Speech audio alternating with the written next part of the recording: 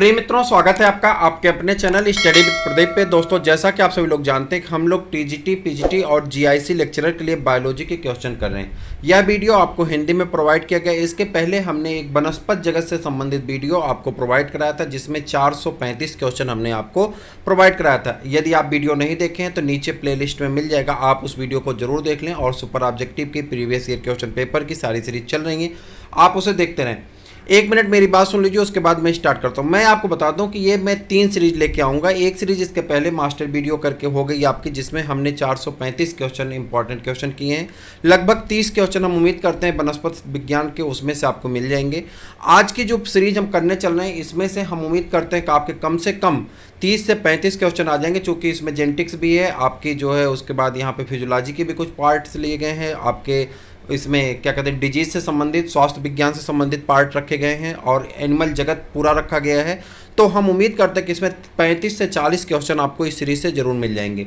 और इसके बाद एक सीरीज और आएगी, पूरी फिजियोलॉजी उसमें होगी, तो जिसमें आपके कम से कम 30 से 35 क्वेश्चन मिल जाएंगे। इस तरह से अगर तीनों सीरीज आप कर लेते हैं, तीनों सीरीज की ड्यूरेशन लगभग 10 घंटे की होगी।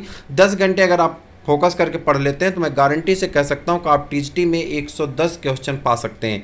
इसी उम्मीद और विश्वास के साथ हम लगातार लेकर के आपके बीच में क्वेश्चन आते हैं। ये सभी क्वेश्चन वो हैं जो टीजीटी में, पीजीटी में, जीआईसी में, यूपीपीसीएस में, केवीएस में पूछे गए उन प्रश्नों हैं। उन्हीं सभी प्रश्नों का संग्रह है और मैं उम्मीद करूंगा कि आने वाले एग्जाम आपके बेहतर होंगे।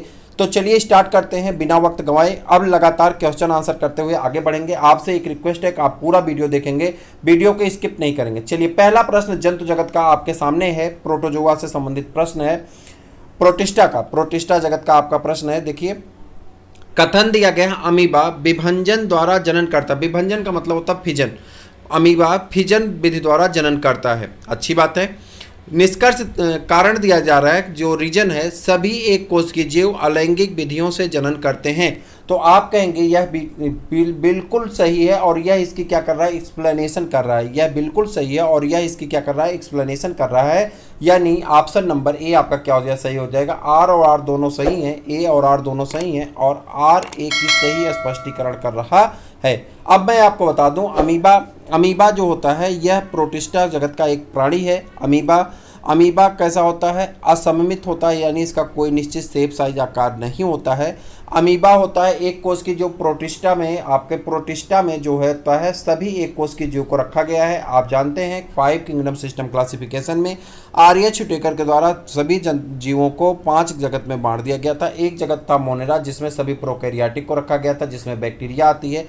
दूसरा जगत था प्रोटिस्टा, जिसमें सभी एक कोश की जीवों को रखा गया है, जिसमें आपका क्या आ जाता है, आपका अमीबा आ जाता है, पैरामीशियम आ जाता है, यूग्लिना आ जाता है, और कौन आ जाता है, डायटम्स आ जाते हैं। ये सभी किसमें आ जाते हैं, आपके आ जाते हैं किसमें, जल्दी बता दीजिए। तो आप कहेंगे एक कोश की, यानी प्रोटिस्टा जगत के अंतर्गत आते हैं। तीसरा जो जगत होता है वो होता है फंजाई, और चौथा जो जगत होता है उसे क्या कहते हैं, प्लांटी, और पांचवें जगत को क्या कहते हैं, एनिमेलिया। तो जितने भी एक कोश की जीव होते हैं वह अलैंगिक विधि द्वारा जनन करते हैं, यानी एसेक्सुअल रिप्रोडक्शन करते हैं। उम्मीद करता हूँ कि क्वेश्चन आप अच्छी तरह से समझ गए होंगे। चलिए, किस जंतु समूह या संघ के सब सदस्य समुद्री होते हैं। कह रहा है बताना है आपको कि कौन सा ऐसा जंतु समूह है जिसके सभी सदस्य समुद्री होते हैं। यहाँ पे ऑप्शन दिया गया पोरीफेरा, सिलेंट्रेटा, इकाइनोडर्मेटा और मोलस्का। आपको मैं बता दूं, ये सभी जगत में आपको बताना है, ये सभी फाइलम में, संघ में आपको बताना है कि कौन से जीव ऐसे हैं जो पूरी तरह से समुद्री होते हैं। आपका आंसर क्या हो जाता है, इकाइनोडर्मेटा। इकाइनस मीन्स होता है स्किन पे कांटे पाए जाते हैं इकाइनोडर्मेटा के। इसमें कौन आती है, तारा मछली आती है, या तारा मीन आता है, क्या कहते हैं, तारा मीन, या इसे स्टार फिश भी कहते हैं। कौन आता है, स्टार फिश आता है। इकाइनोडर्मेटा क्या है, एक किंगडम है, एक फाइलम है एनिमल का। इसमें कौन आता है, तारा मछली। चलें आगे बढ़ जाएं। तो इसके जितने सदस्य होते हैं सब समुद्री होते हैं। चलिए, अगला प्रश्न है, फाइलेरिया नामक रोग, फाइलेरिया रोग का जनक कौन होता है। फाइलेरिया रोग का जनक जो होता है वो होता है बाउचेरिया बैंक्राफ्टी। क्या नाम है, बाउचेरिया बैंक्राफ्टी। बाउचेरिया बैंक्राफ्टी होता है। लेकिन एक क्या है, तो ये कहेंगे हेलमेंथीज है, प्लेटे हेलमेंथीज का एक सदस्य है बाउचेरिया बैंक्राफ्टी। इससे क्या होता है, फाइलेरिया नामक रोग हो जाता है। अभी रोग वाला वीडियो आगे है, तो रोग में हम लोग फिर फाइलेरिया को करेंगे।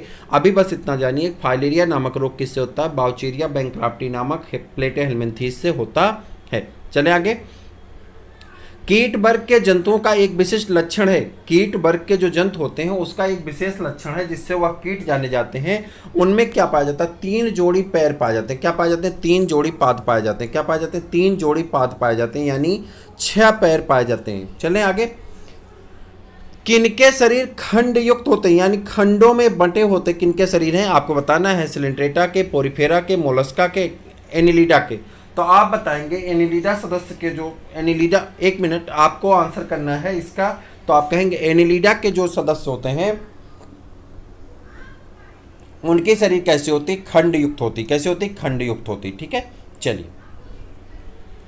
द्विपद नाम पद्धति और आधुनिक वर्गीकरण प्रणाली के प्रेषक या वर्गीकरण में महत्वपूर्ण योगदान के लिए प्रसिद्ध वैज्ञानिक या सिस्टमा नेचुरी नामक पुस्तक के लेखक। आपको बताना है द्विपद नामकरण यानी जंतुओं के द्वि नामकरण पद्धति के बारे में, जिसमें एक जीनस का नाम होता है और एक नाम क्या होता है? उसके स्पीसीज का होता है।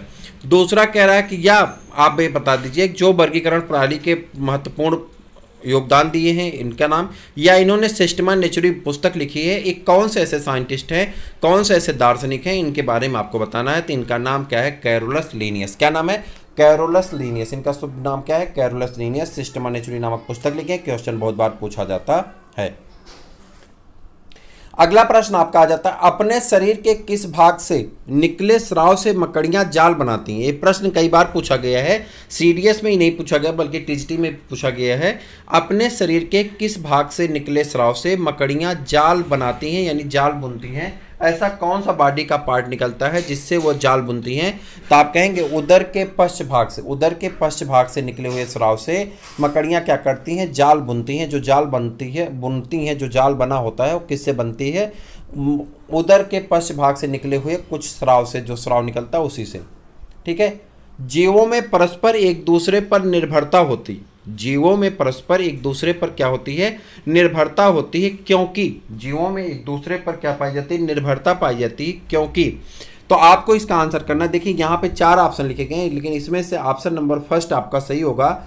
जैव विकास के लंबे इतिहास में सामंजस्य के कारण पारस्परिक निर्भरता को उत्तरोत्तर विकास हुआ। कह रहा है जैव विकास में लंबे इतिहास, जैव विकास आपकी टॉपिक है, जैव विकास में लंबे इतिहास के सामंजस्य के कारण पारस्परिक निर्भरता का उत्तरोत्तर विकास हुआ। देखिए आप में से बहुत सारे मित्र मेरे कह रहे थे कि इंग्लिश में प्रदान कर दीजिए। देखिए हिंदी का ख़त्म होने दीजिए। हिंदी के ख़त्म होने के बाद, जैसे हिंदी में पूरा प्रैक्टिस पेपर आपका ख़त्म होता है, इसके बाद आपके 400-400 500-500 करके हम क्वेश्चन आपके इंग्लिश में भी प्रोवाइड करा देंगे। तो आप अगर दोनों देख लेंगे तो आपके लिए बहुत बेनिफिशियल होगा। तो आपको और भी चीज़ें मिल जाएंगी। बहरहाल अभी हिंदी का है, हिंदी का आप पूरा करते रहिए और अपने दोस्तों को भी शेयर करते रहिए। चलिए, कौन से सेट के जंतु सब एक ही संघ के हैं? यहाँ देखिए 4 ऑप्शन दिया गया है। पूछ रहा है कि किस संघ के जंतु सभी एक ही, किस सेट के, यानी 3 एक में 3-3 का सेट दिया गया है और पूछ रहा है सभी एक ही संघ के जंतु हैं। आपको इसका आंसर बताना है। तो यहाँ पे बिच्छू है, काकरोच है, झींगा है, बिच्छू काकरोच है, केचुआ है, काकरोच है, जोंक है, झींगा है, उसके बाद झींगा है, केचुआ है, जोंक है। अब आपको बताना है कौन एक ही संघ के हैं। तो आप अच्छी तरह से पहचान गए होंगे कि यहाँ पे जो है कौन, बिच्छू, काकरोच और झींगा, ये सभी एक ही संघ के आर्थ्रोपोडा के प्राणी हैं, जबकि और सब में अलग अलग संघ के प्राणी डाले गए हैं। अलग अलग संघ के प्राणी डाले गए, जगत नहीं संघ के प्राणी। ठीक है। सर्पों की विष ग्रंथियां, जिससे सांप विष निकालते हैं, तो सर्पों की जो विष ग्रंथियां होती हैं वह किसके समान होती हैं, यानी किसके समरूप हैं, किसके समान हैं? आपसे ऐसे प्रश्न पूछ लिया जाता है तो आप बताएंगे किसके समान है। रे मछलियों के दंश, जो रे मछलियां होती हैं उनका जो दंश होता है उनके समान होती हैं। अगर यहाँ कशेरुकी प्राणियों को लिया जाए तो यहाँ देखिए लाला ग्रंथियां दे दी गई, यही गलत हो गया है। कशेरुकी प्राणियों के, या ये कहते हैं स्तनधारियों के जो होते हैं लार ग्रंथियों के समान होती। किसके? लार ग्रंथियों के समान होती। अगर यही लार ग्रंथियां होती तो आपका आंसर ये सही हो जाता है। तो ये जो है रेब मछलियों के दंश के समान होती हैं, और हमारा जो मनुष्य है, मनुष्य के जो लार ग्रंथियां होती हैं उसके समान सांपों की विष ग्रंथियां पाई जाती हैं। ठीक है।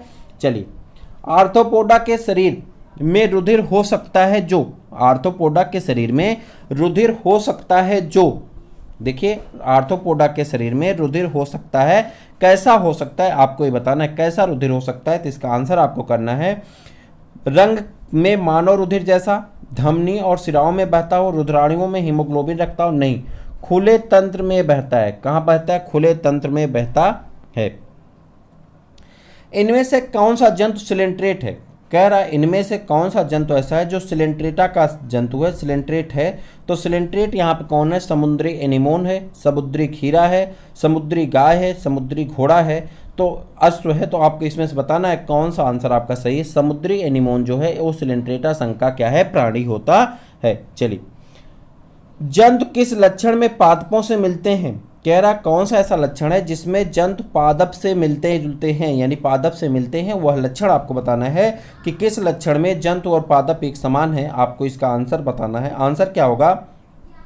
ये दोनों, चाहे जंतु हो चाहे पादप हो, दिन रात क्या करते हैं? श्वसन करते रहते हैं। दिन रात क्या करते रहते हैं? श्वसन करते रहते हैं।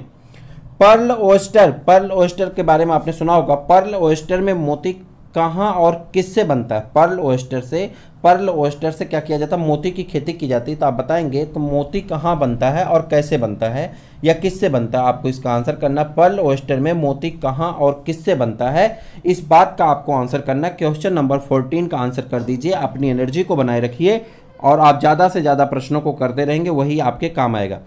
त्वचा में धंसी किसी बाहरी कण के चारों ओर, त्वचा में धंसी किसी बाहरी कण के चारों ओर मोती का निर्माण होता है।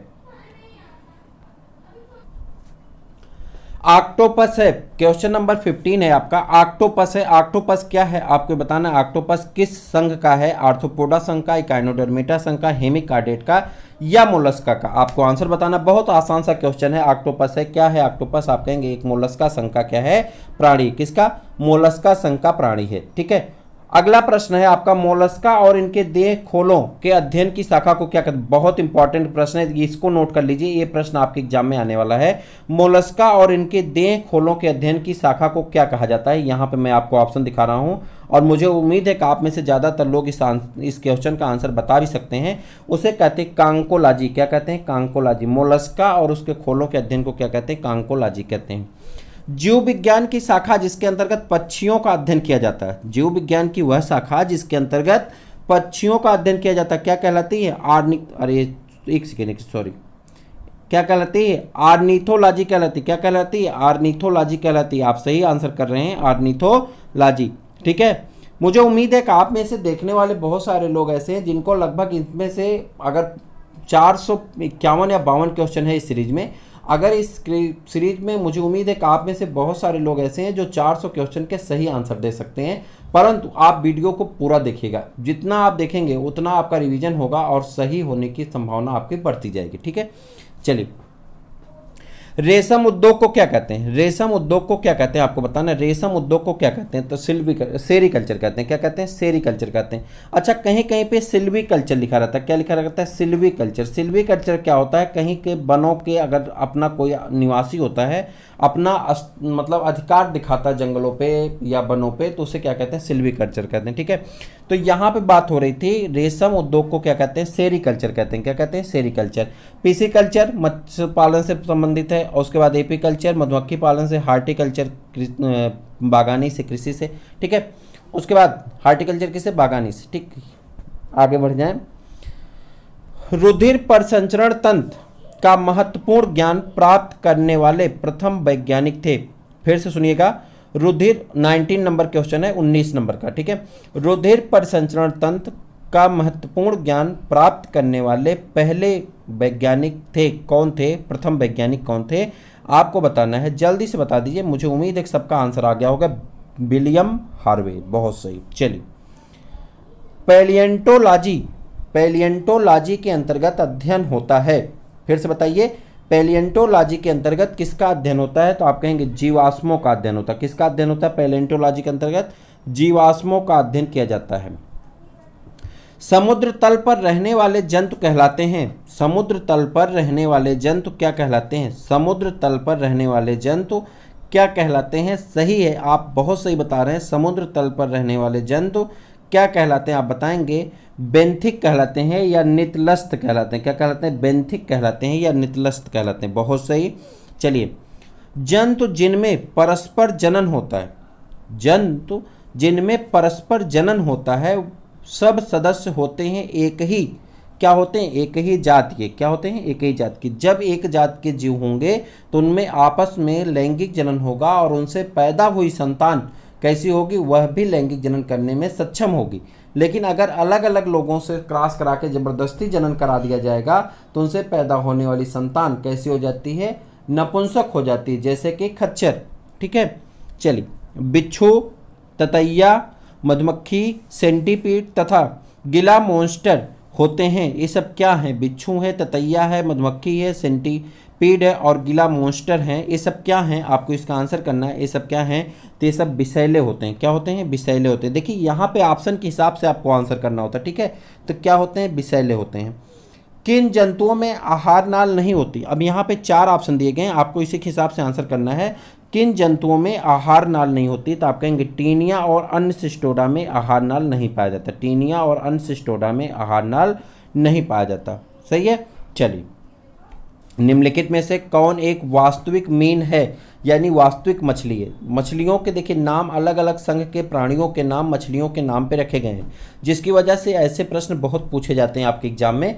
तो यहाँ पे पूछ रहा है कि आप बताइए कि निम्न में से कौन एक वास्तविक मीन है, यानी वास्तविक मछली है। इसके बारे में आपको आंसर करना है। मैं उम्मीद कर रहा हूँ कि आपका आंसर सही आ रहा है। कैटफिश आपका सही आंसर। वास्तविक मीन कौन है, कैटफिश है। चलिए, कौन से संघ में जातियों की संख्या सबसे अधिक है। कह रहा कौन सा ऐसा संघ है, आर्थ्रोपोडा संघ ऐसा है जिसमें सबसे ज़्यादा जातियां हैं। और दूसरे नंबर पे कौन आ जाता है, मोलस्का आ जाता है जिसमें सबसे ज़्यादा जीव पाए जाते हैं। तो सबसे पहले कौन है, आर्थ्रोपोडा, दूसरे पे कौन है, मोलस्का। आर्थ्रोपोडा के जो जीव होते हैं जल थल और स्थल तीनों सेना पाई जाती है इसमें। तो ये जल पे में भी पाए जाते हैं, स्थल पे भी पाए जाते हैं और वायु में भी पाए जाते हैं। ठीक है, चलिए। इनमें से कौन सा जंतु संघ एनेलिडा का सदस्य है। अब यहाँ देखिए 4 ऑप्शन दिए गए हैं और आपसे पूछा जा रहा है कि एनेलिडा का कौन सा ऐसा सदस्य है। तो नेरीस जो है एक किसका सदस्य, एनेलिडा संघ का सदस्य होता है। कटल फिश किस संघ का सदस्य होती है, कटल फिश किस संघ की सदस्य होती है, आपको बताना है कटल फिश के बारे में। कटल फिश किस संघ की सदस्य होती है, तो आप कहेंगे कटल फिश जो है वो मोलस्का की सदस्य होती है। किसकी सदस्य, मोलस्का की सदस्य। किस समूह में सब द्विलिंगी जंतु हैं, किस समूह में सब द्विलिंगी जंतु होते हैं, तो आप कहेंगे द्विलिंगी जंतु किसे कहते हैं, जिसमें एक ही शरीर पे नर और मादा दोनों जनन अंग पाए जाते हैं। ऐसे जीवों को हम क्या कहते हैं, द्विलिंगी कहते हैं। और जिस पुष्प में या जिस पौधे में एक ही बॉडी पे दोनों पाए जाते हैं उसे बीसेक्सुअल या बाईसेक्सुअल कहते हैं। ठीक है, तो जोंक, हाइड्रा और फीता क्रीम, ये तीनों, जोंक, हाइड्रा और फीता क्रीम और केचुआ, अर्थवाम, ये सभी क्या होते हैं, द्विलिंगी जंतु होते हैं। क्या होते हैं, द्विलिंगी जंतु होते हैं। अच्छा, आपको कमेंट करके बताना है आप में से जो लोग जानते हो, काकरोच द्विलिंगी है कि एक लिंगी। काकरोच क्या है, दो लिंगी है कि एक लिंगी। काकरोच आप बताइए कि दो लिंगी है कि एक लिंगी, आप जरूर बताइएगा। काकरोच दो लिंगी है कि एक लिंगी, हो गया। ठीक, चलिए। किन जंतुओं में काइटिन युक्त बाह्य कंकाल पाई जाती है, यानी जिसके शरीर के ऊपर काइटिन की बनी हुई बाह्य कंकाल पाई जाती है, उन जंतुओं का नाम बताना है। वह जंतु किस में आते हैं, तो वह जंतु आपके आते हैं किसमें, कीट वर्ग में आते हैं। किसमें आते हैं, कीट में आते हैं। किसमें, कीटों में। चलिए, अधिकांश कीट श्वसन करते हैं, अधिकांश कीट श्वसन करते हैं किससे, तो कीट जो श्वसन करते हैं स्पेर्किल द्वारा करते हैं, जिसे वातक तंत्र कहते हैं। क्या कहते हैं, वातक तंत्र, इंग्लिश में से स्पेर्किल कहा जाता है।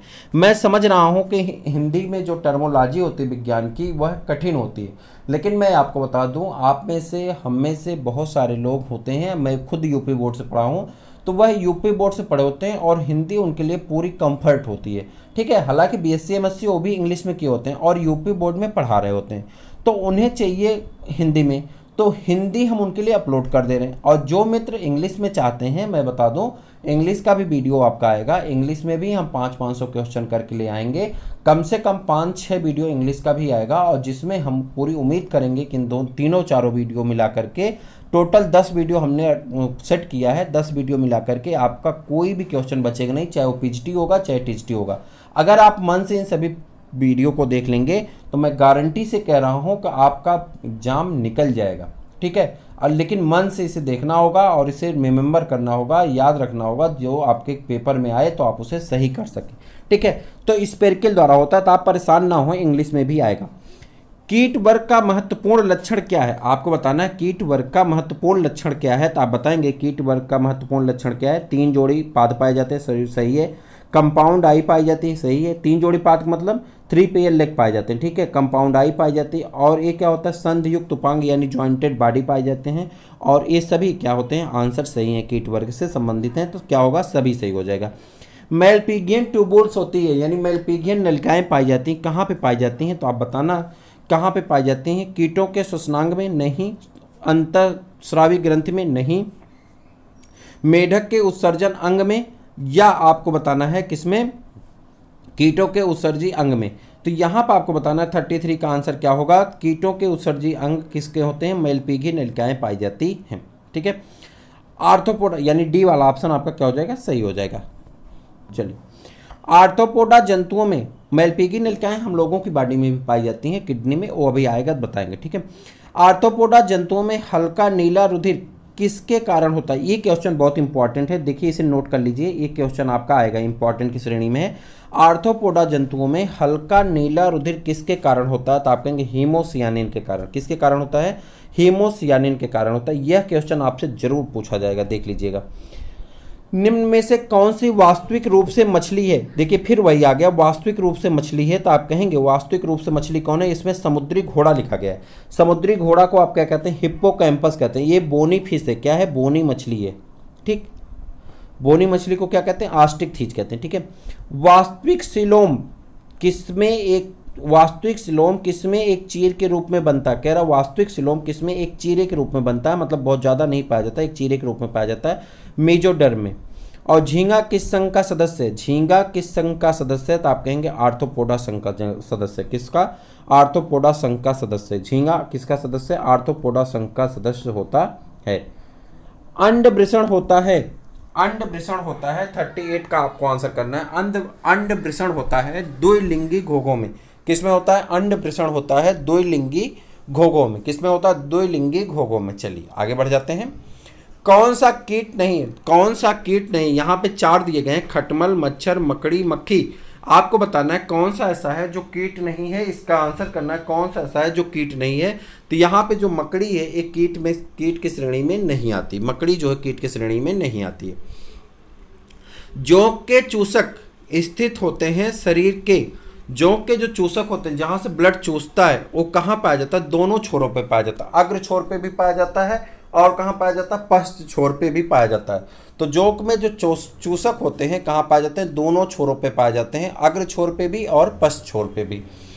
फाइलेरिया रोग किसके कारण होता है, आपको बताना है, जैसा कि मैंने ऊपर बताया आपको, फाइलेरिया रोग बाउचेरिया नामक गोलक्रिम के कारण होता है। तो बाउचेरिया बैंक्राफ्टी नाम है, क्या है ये, प्लेटे हेलमिंथीज का सदस्य बाउचेरिया बैंक्राफ्टी, और इसे गोलक्रिम भी कहते हैं। क्या कहते हैं, गोलक्रिम भी कहते हैं, ठीक है।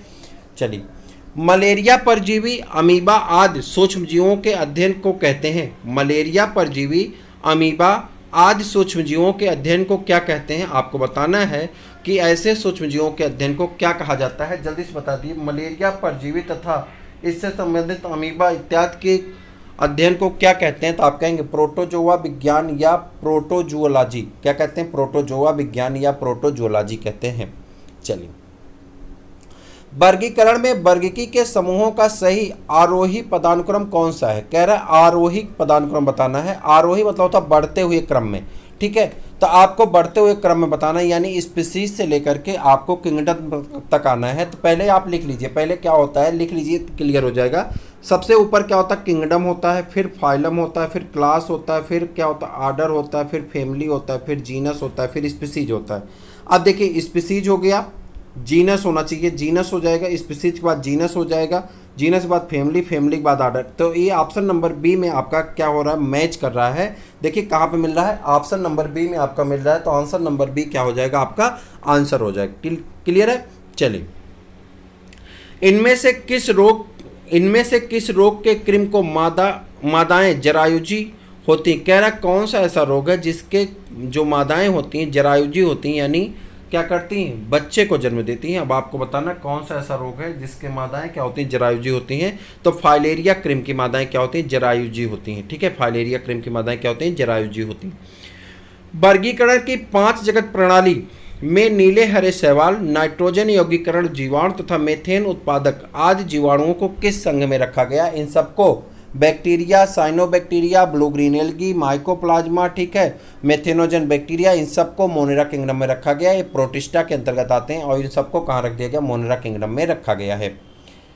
एरिस्टॉटल की लालटेन, ये बहुत इंपॉर्टेंट क्वेश्चन है। एरिस्टॉटल की लालटेन, ये आपके पीजीटी के लिए भी इंपॉर्टेंट है, तो जल्दी से बताइए एरिस्टॉटल की लालटेन किस में होती है। एरिस्टॉटल की लालटेन किस में होती है। आंसर आपका सही, बहुत सही बता रहे हैं आप। आंसर आपका क्या है, समुद्री आर्चिन में। ये आपका क्या है, समुद्री आर्चिन में, और इसका आंसर हो जाएगा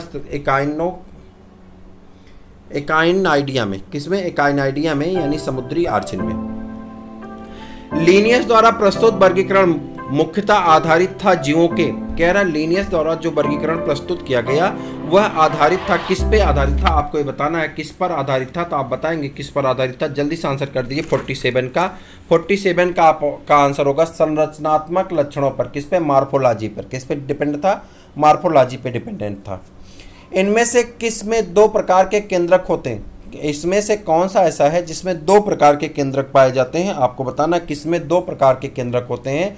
तो आप कहेंगे पैरामीशियम कार्डेटम में दो प्रकार का केंद्रक पाया जाता है। आप बताए होंगे माइक्रो न्यूक्लियस और मिक्रो न्यूक्लियस आप बनाए होंगे, तो आप पैरामीशियम कार्डेटम जब बीएससी में पढ़े होंगे, इंटर में पढ़े होंगे, तो आप बनाए होंगे उसमें, ठीक है। गमन के लिए नालपाद किनके होते हैं, गमन के लिए नालपाद किनमें होते हैं, आपको बताना है गमन के लिए नालपाद किनमें होते हैं। तो आपको इसका आंसर करना है 49 का आंसर करना है। 49 का आंसर क्या हो जाता है, इकाइनोडर्मेटा में। किसमें होते हैं, गमन के लिए नालपाद किसमें होते हैं, इकाइनोडर्मेटा में होते हैं। किसके द्वारा प्रेषित जंतु वर्गीकरण को कृत्रिम कहा जाता है, किसके द्वारा प्रेषित जंतु वर्गीकरण को कृत्रिम वर्गीकरण कहा जाता है, आपको इसका आंसर करना है, जल्दी से बता दीजिए। लीनियस द्वारा। किसके द्वारा, लीनियस द्वारा। अब मैं बता दूं आपका 50 क्वेश्चन कवर हुआ, ठीक है। अभी आप 1/9 पे हैं, अभी आपको 450 क्वेश्चन तक चलना है, बिना थके बिना रुके लगातार करते रहिए। आप में से कुछ लोग 2 मिनट 5 मिनट देख के भाग जाते हैं, ये बहुत गंदी आदत है। आप पूरा वीडियो देखिए, जब भी टाइम मिले उसे पूरा वीडियो देखा करिए, और थोड़ी सी मदद करिए, चैनल को थोड़ा सा ग्रो कराइए, अपने दोस्तों तक शेयर करिए, अपने स्कूल में बच्चों से बताइए कि उसे सब्सक्राइब करें। नीट की भी क्लासेस हम इस साल की तो नहीं, लेकिन नेक्स्ट ईयर की हम नीट की भी क्लास लेके आएंगे, तो आप अपने बच्चों से थोड़ा कहेंगे जो आपके स्टूडेंट हैं, तो वो सब थोड़ा सा सपोर्ट करेंगे, चैनल आगे बढ़ेगा। और चैनल लगातार आप सबके लिए, आपके बच्चों के लिए, आपके आने वाले जो स्टूडेंट होंगे उन सबके लिए बेहतर कार्य करता हुआ आगे चलता रहेगा। ये हमारा आपसे संकल्प है और विश्वास भी है, ठीक है। चलिए मैं आपको बता दूं 51 क्वेश्चन पे हम लोग पहुंच चुके हैं, और ये पूरा क्वेश्चन करिएगा, आपको इसका लाभ अवश्य मिलेगा, ठीक। चैनल को सब्सक्राइब जरूर कर लें और अपने दोस्तों को शेयर करना ना भूलें। चलिए 51 क्वेश्चन का आंसर करिए। जल सतह पर निश्चल उतराने वाले जंतु कहलाते हैं, कह रहा जो जल सतह पर निश्चल तैरते रहते हैं ऐसे जंतु को क्या कहा जाता है, तो ऐसे जंतु को हम क्या कहते हैं, प्लैंक्टोनिक कहते हैं। क्या कहते हैं, प्लैंक्टोनिक या प्लैंकटन कहते हैं। आप लोग क्या कहते हैं, प्लैंकटन कहते हैं। क्या कहते हैं, प्लैंकटन कहते हैं। क्या कहते हैं, प्लैंकटन कहते हैं, जो पानी के ऊपर सतह पे तैरते रहते हैं। मोती का उत्पादन करने वाले जंतु किस संघ में पाए जाते हैं, मोती का उत्पादन करने वाले संघ किस संघ में पाए जाते हैं, तो आप कहेंगे किस संघ में, मोलस्का संघ में पाए जाते हैं। कहाँ पाए जाते हैं, मोलस्का संघ में पाए जाते हैं। नेक्स्ट है आपका संघ प्लेटेहेल्मिन्थेज का एक उदाहरण है, संघ प्लेटेहेल्मिन्थेज का एक उदाहरण है। कौन सा उदाहरण, संघ प्लेटेहेल्मिन्थेज का, आपको इसका आंसर करना होगा। संघ प्लेटेहेल्मिन्थेज का एक उदाहरण है, कौन सा है, तो आप कहेंगे सिस्टोसोमा। कौन है, सिस्टोसोमा है। संघ प्लेटेहेल्मिन्थेज का एक उदाहरण है, नाम क्या है, सिस्टोसोमा, ठीक है। 4 जोड़ी पाद किस वर्ग के जंतुओं का विशिष्ट लक्षण है, 4 जोड़ी पाद किस वर्ग के जंतुओं का विशिष्ट लक्षण है, आपको बताना है किस संघ के जंतुओं का विशिष्ट लक्षण है 4 जोड़ी पाद। तो आप कहेंगे किसका है, एरेक्नाइडा में। किसका है, एरेक्नाइडा का लक्षण है 4 जोड़ी पाद। कीप कोशिकाओं की उपस्थिति, कीप कोशिकाओं की उपस्थिति किसका विशिष्ट लक्षण है, कीप कोशिकाओं की उपस्थिति किसका विशिष्ट लक्षण है, आपको इसका आंसर करना है। कीप कोशिकाओं की उपस्थिति किसका विशिष्ट लक्षण है, आप कहेंगे स्पंजों का। किसका, स्पंजों का, ठीक है।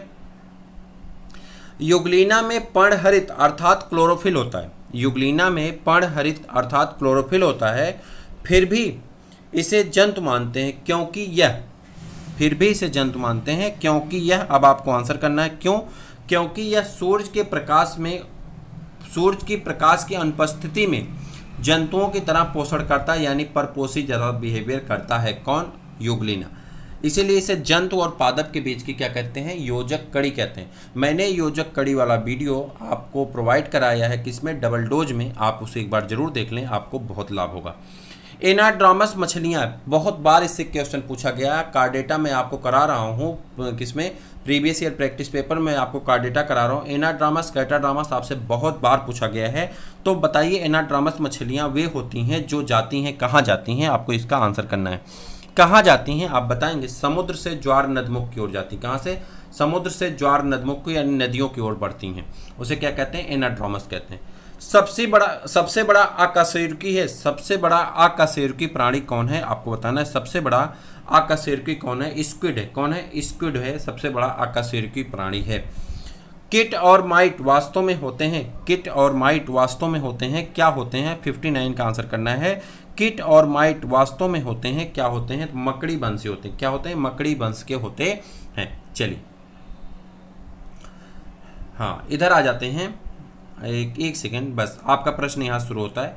मकड़ी कीट से भिन्न होती है क्योंकि मकड़ी में पाई जाती हैं, मकड़ी कीट से भिन्न होती हैं क्योंकि मकड़ी में पाई जाती हैं 8 टांगे, यानी 4 जोड़ी टांगे पाई जाती हैं, इसलिए एक कीट से क्या होती है, भिन्न होती है। क्या होती है, कीट से भिन्न होती है। निम्नलिखित में से कौन सा कथन सही नहीं है, कह रहा कौन सा ऐसा कथन है जो सही नहीं है। सभी काइनोडर्मेट बीबी पैरस होते हैं, गोल क्रिम में कोई परिसंचरण तंत्र नहीं होता है, आस्थिल मछलियों में वाताशय आमतौर से विद्यमान होता है, उपास्थसम मछलियों में निषेचन आंतरिक होता है। अब आपको बताना है कौन सा कथन सही नहीं है, कौन सा सही नहीं, ऑप्शन बताइए। चलिए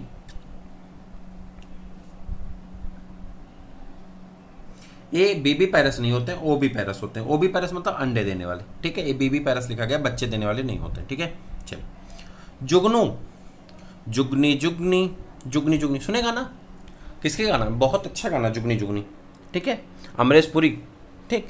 तो बताइए, अरे सिंगर का नाम नहीं भाई, अमरीश पुरी उसमें है, रोल में है, ये मैं बता रहा हूँ। जुगनी जुगनी गाना आपने सुने होंगे। अब बताइए जुगनू, जो जुगनू होता है, जुगनू होता है क्या, बताइए जुगनू होता है क्या, बताइए क्या होता है। जुगनू होता है एक कीट, जुगनू क्या होता है, एक कीट होता है। चलिए आगे बढ़ जाते हैं। निम्नांकित में से कौन सा कीट नहीं है, फिर से पूछ रहा है कौन सा कीट नहीं। मैंने ऊपर ही बताया मकड़ी कीट में नहीं आता क्योंकि इसके पास क्या होती हैं, 8 टांगे होती हैं, यानी 4 जोड़ी टांगे पाई जाती हैं। चलिए ऑक्टोपस, ऑक्टोपस क्या होता है आपको बताना है, ऑक्टोपस क्या होता है, तो ऑक्टोपस के बारे में बता दिए। ऑक्टोपस एक संधिपाद है, सोल चर्मी है, एक हेमिकार्डेट है, एक मृद कवची है। आपको बताना ऑक्टोपस क्या है। अब आपको बताइए ऑक्टोपस क्या है। ऑक्टोपस एक मृद कवची है। क्या है, मृद कवची प्राणी है।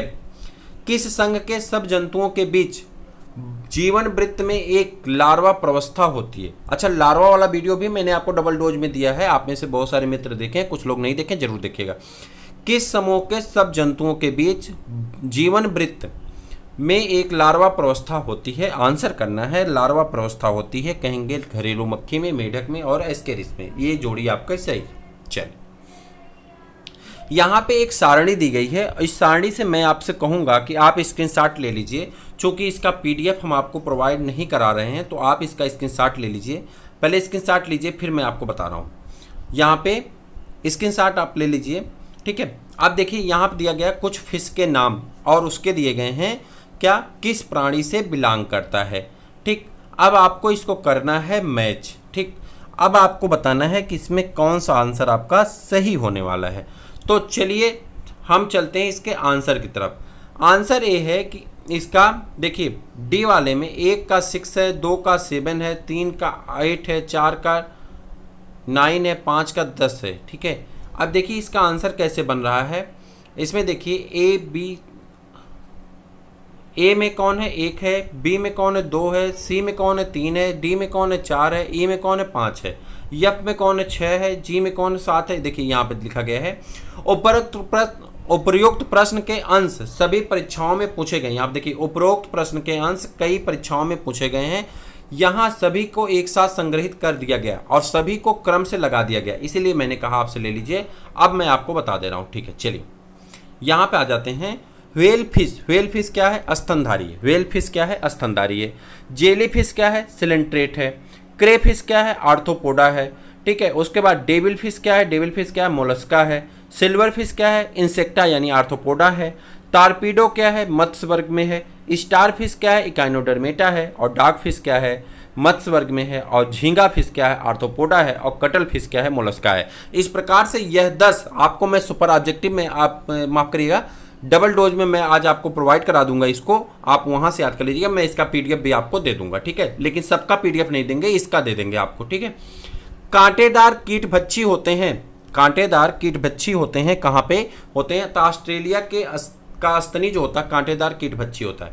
चमगादड़ों में प्रतिध्वनियों द्वारा आगे उपस्थित बाधाओं के स्थान निर्धारण की प्रक्रिया को चमगादड़ों द्वारा उत्पन्न ध्वनि तरंगे, फिर से देखते हैं, चमगादड़ों में प्रतिध्वनियों द्वारा अब आगे उपस्थित बाधाओं के स्थान निर्धारण की प्रक्रिया में चमगादड़ों द्वारा उत्पन्न ध्वनि तरंगे। अब इसका आंसर करिए। उत्पन्न ध्वनि तरंगे क्या होती हैं? लक्ष्य से टकराकर वापस आती हैं। चमगादड़ इन्हें ग्रहण करके लक्ष्य की स्थिति का पूर्व ज्ञान प्राप्त कर लेता है। यह प्रश्न पूछा गया है और फिर पूछा जाएगा। ये भी प्रश्न आपका जो 69 का, ये भी पूछा गया है। प्राचीनतम विलुप्त सरीसृपों जैसा न्यूजीलैंड का जीवित जीवाश्म कहलाने वाला सरीसृप कौन है? स्फेनोडॉन है। कौन है? स्फेनोडॉन है। आपका यही आंसर होना चाहिए मेरे ख्याल से। हाँ, सही है, आपका स्फेनोडॉन है। स्फेनोडॉन जो है ये जीवित जीवाश्म में कहाँ पाया जाता है? न्यूजीलैंड में। और यह क्वेश्चन आपके पीजीटी में और टीजीटी में और जीआईसी में कम से कम 200 बार पूछा गया है। मैं आपको कार्डेटा का वीडियो करा रहा हूँ, मैंने बताया आपको प्रैक्टिस पेपर में, और वहाँ पे यह क्वेश्चन बहुत बार आया। मैंने आपको बता दिया कि वहाँ पे आप जाकर के देख लेंगे। स्फेनोडॉन 1-2 बार नहीं, हजारों बार पूछा गया। चौबेसवें हृदय यानी 4 बेसम वाले हृदय यानी 4 कक्षक वाले हृदय किस में पाए जाते हैं? आपको बताना है किस में पाए जाते हैं? स्तनधारियों में पाए जाते हैं। किस में पाए जाते हैं? स्तनधारियों में पाए जाते हैं। और किस में पाया जाता है? क्रोकोडाइल में 4 बेसम का हृदय पाया जाता है। मछलियों के हृदय की विशेषता क्या होती है? मछलियों के हृदय में अशुद्ध रक्त बहता है। मछलियों के हृदय की विशेषता क्या होती है? इनमें केवल अशुद्ध रक्त बहता है। कौन सा रक्त बहता है? केवल अशुद्ध रक्त बहता है। चमगादड़ अंधेरे में उड़ सकते हैं। चमगादड़ अंधेरे में उड़ सकते हैं क्योंकि इनमें, चमगादड़ अंधेरे में उड़ सकते हैं क्योंकि इनमें, आप बताएंगे क्या होता है? अपने द्वारा उत्पन्न उच्च आवृत्त ध्वनि के प्रतिध्वनि ग्रहण करने की क्षमता होती है। मैंने आपसे क्या कहा कि यह प्रश्न पूछा गया है, पूछा जाएगा, ठीक है।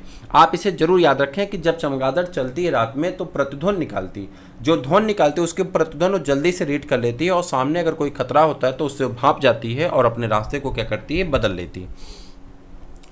पक्षियों में जनन और पोषण के लिए विभिन्न भूभागों के बीच देशांतरण से क्या सिद्ध होता है? यानी एक देश से दूसरे देश में जो अंतरण होता है यानी आती जाती हैं, इससे क्या सिद्ध होता है? इसके बारे में आपको बताना है, किससे संबंधित है और क्या सिद्ध होता है। आप जल्दी से बता दीजिए। एक प्राकृतिक प्रवृत्ति। क्या?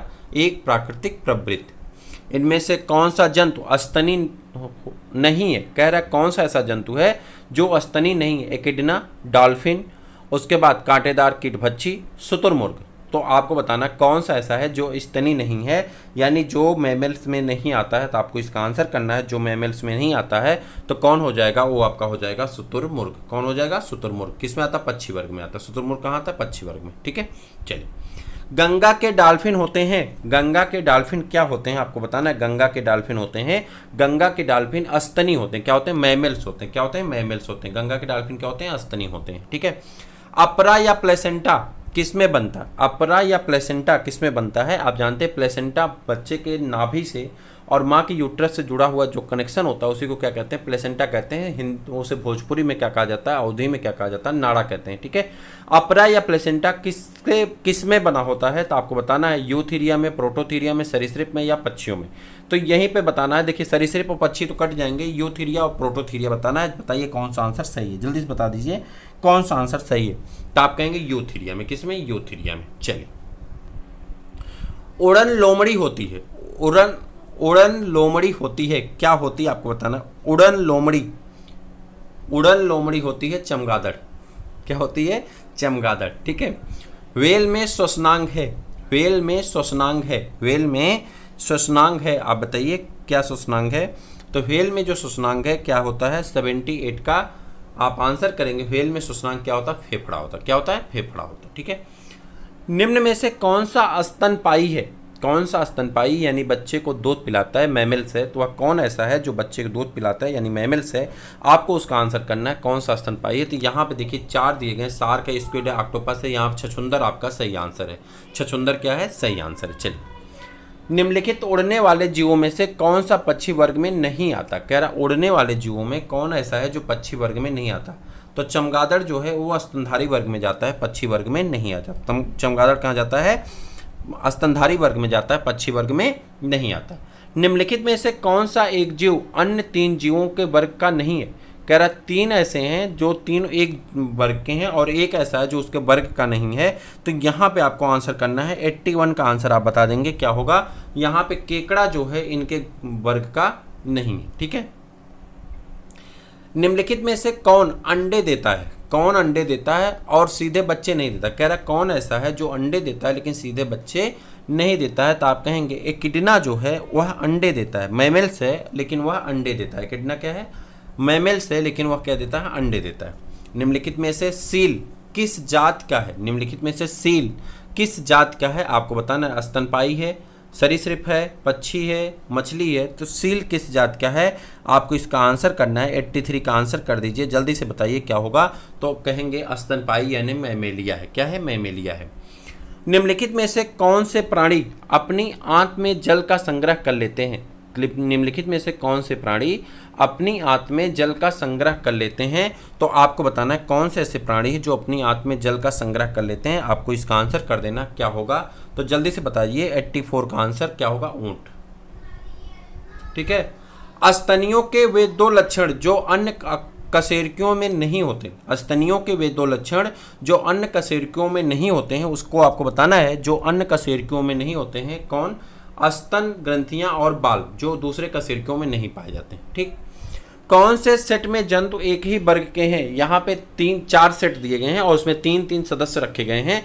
कौन सेट ऐसा है जो एक ही वर्ग के जातियों को इंडिकेट करता है। तो आपको इसका आंसर करना है। 86 का आंसर कर दीजिए। आंसर बता दिए 86 का क्या होगा। मुझे पता था कि आपका आंसर सही आ रहा है। व्हेल, ओटर और कंगारू ये सभी एक ही सदस्य में आते हैं। पक्षियों के लिए सर्वोत्तम परिभाषा क्या है। पक्षियों के लिए अगर आपसे पूछा जाए सर्वोत्तम परिभाषा क्या है, आप क्या बताएंगे। पक्षियों के लिए सर्वोत्तम परिभाषा क्या है, परयुक्त द्विपादी। परयुक्त द्विपादी यानी पर मतलब होता है पंख, युक्त मतलब धारण करने वाला, द्विपादी मतलब 2 पैर का। यानी ऐसा जीव जो 2 पैर का होता है और उसमें पर पाए जाते हैं उसे क्या कहते हैं, परयुक्त द्विपादी कहते हैं। आपने सुना होगा कि वह कौन से ऐसी पक्षी होते हैं जिसपे क्या होते हैं, सिर पर पैर होता है। सिर पर पैर, सिर पर पैर, सिर पर मतलब पंख और पैर मतलब पैर होते हैं। तो ये कौन है, इसकी सही परिभाषा क्या होगी, सिर पर पैर यानी परयुक्त द्विपादी पक्षी। इनमें से कौन सा जंतु अंडयुजी यानी ओबी पैरस होता है, यानी अंडे देने वाला कौन सा जंतु है। यहाँ पे व्हेल है, चमगादड़ है, पेंगुइन है, अमीबा है। तो अंडे देने वाले जीव के बारे में बताना है कौन सा ऐसा है जो अंडे देता है। 88 का आंसर करेंगे। तो ये देखिए क्वेश्चन थोड़ा सा गलत है, यहाँ पे क्वेश्चन गलत है। यहाँ पे अमीबा लिखा गया है, आंसर में अमीबा दिया जा रहा है जो कि पूरी तरह से गलत है।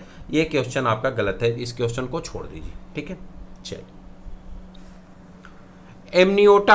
एमनियोटा समूह में आते हैं। एमनियोटा समूह में आते हैं, कौन आता है एमनियोटा समूह में। तो एमनियोटा समूह में आप आता है, कौन आता है जल्दी बता दीजिए। तो एमनियोटा समूह में आता है डी, और डी का आंसर कौन है एमनियोटा समूह में, आपका सरीसृप, पक्षी और स्तनी। कौन, सरीसृप, पक्षी और स्तनी किस में आता है, एमनियोटा में आता है। मोनोट्रिमेटा नामक जंतु समूह में आते हैं, किस जंतु समूह में आते हैं आपको आंसर करना है, किस जंतु समूह में आते हैं मोनोट्रिमेटा। तो आपका आंसर सही आना चाहिए, जल्दी से बता दीजिए किस में आते हैं। अवस्कर छिद्र यानी क्लोकल छिद्र वाले स्तनी, क्लोकल छिद्र वाले स्तनी किस में आते हैं, मोनोट्रिमेटा में आते हैं।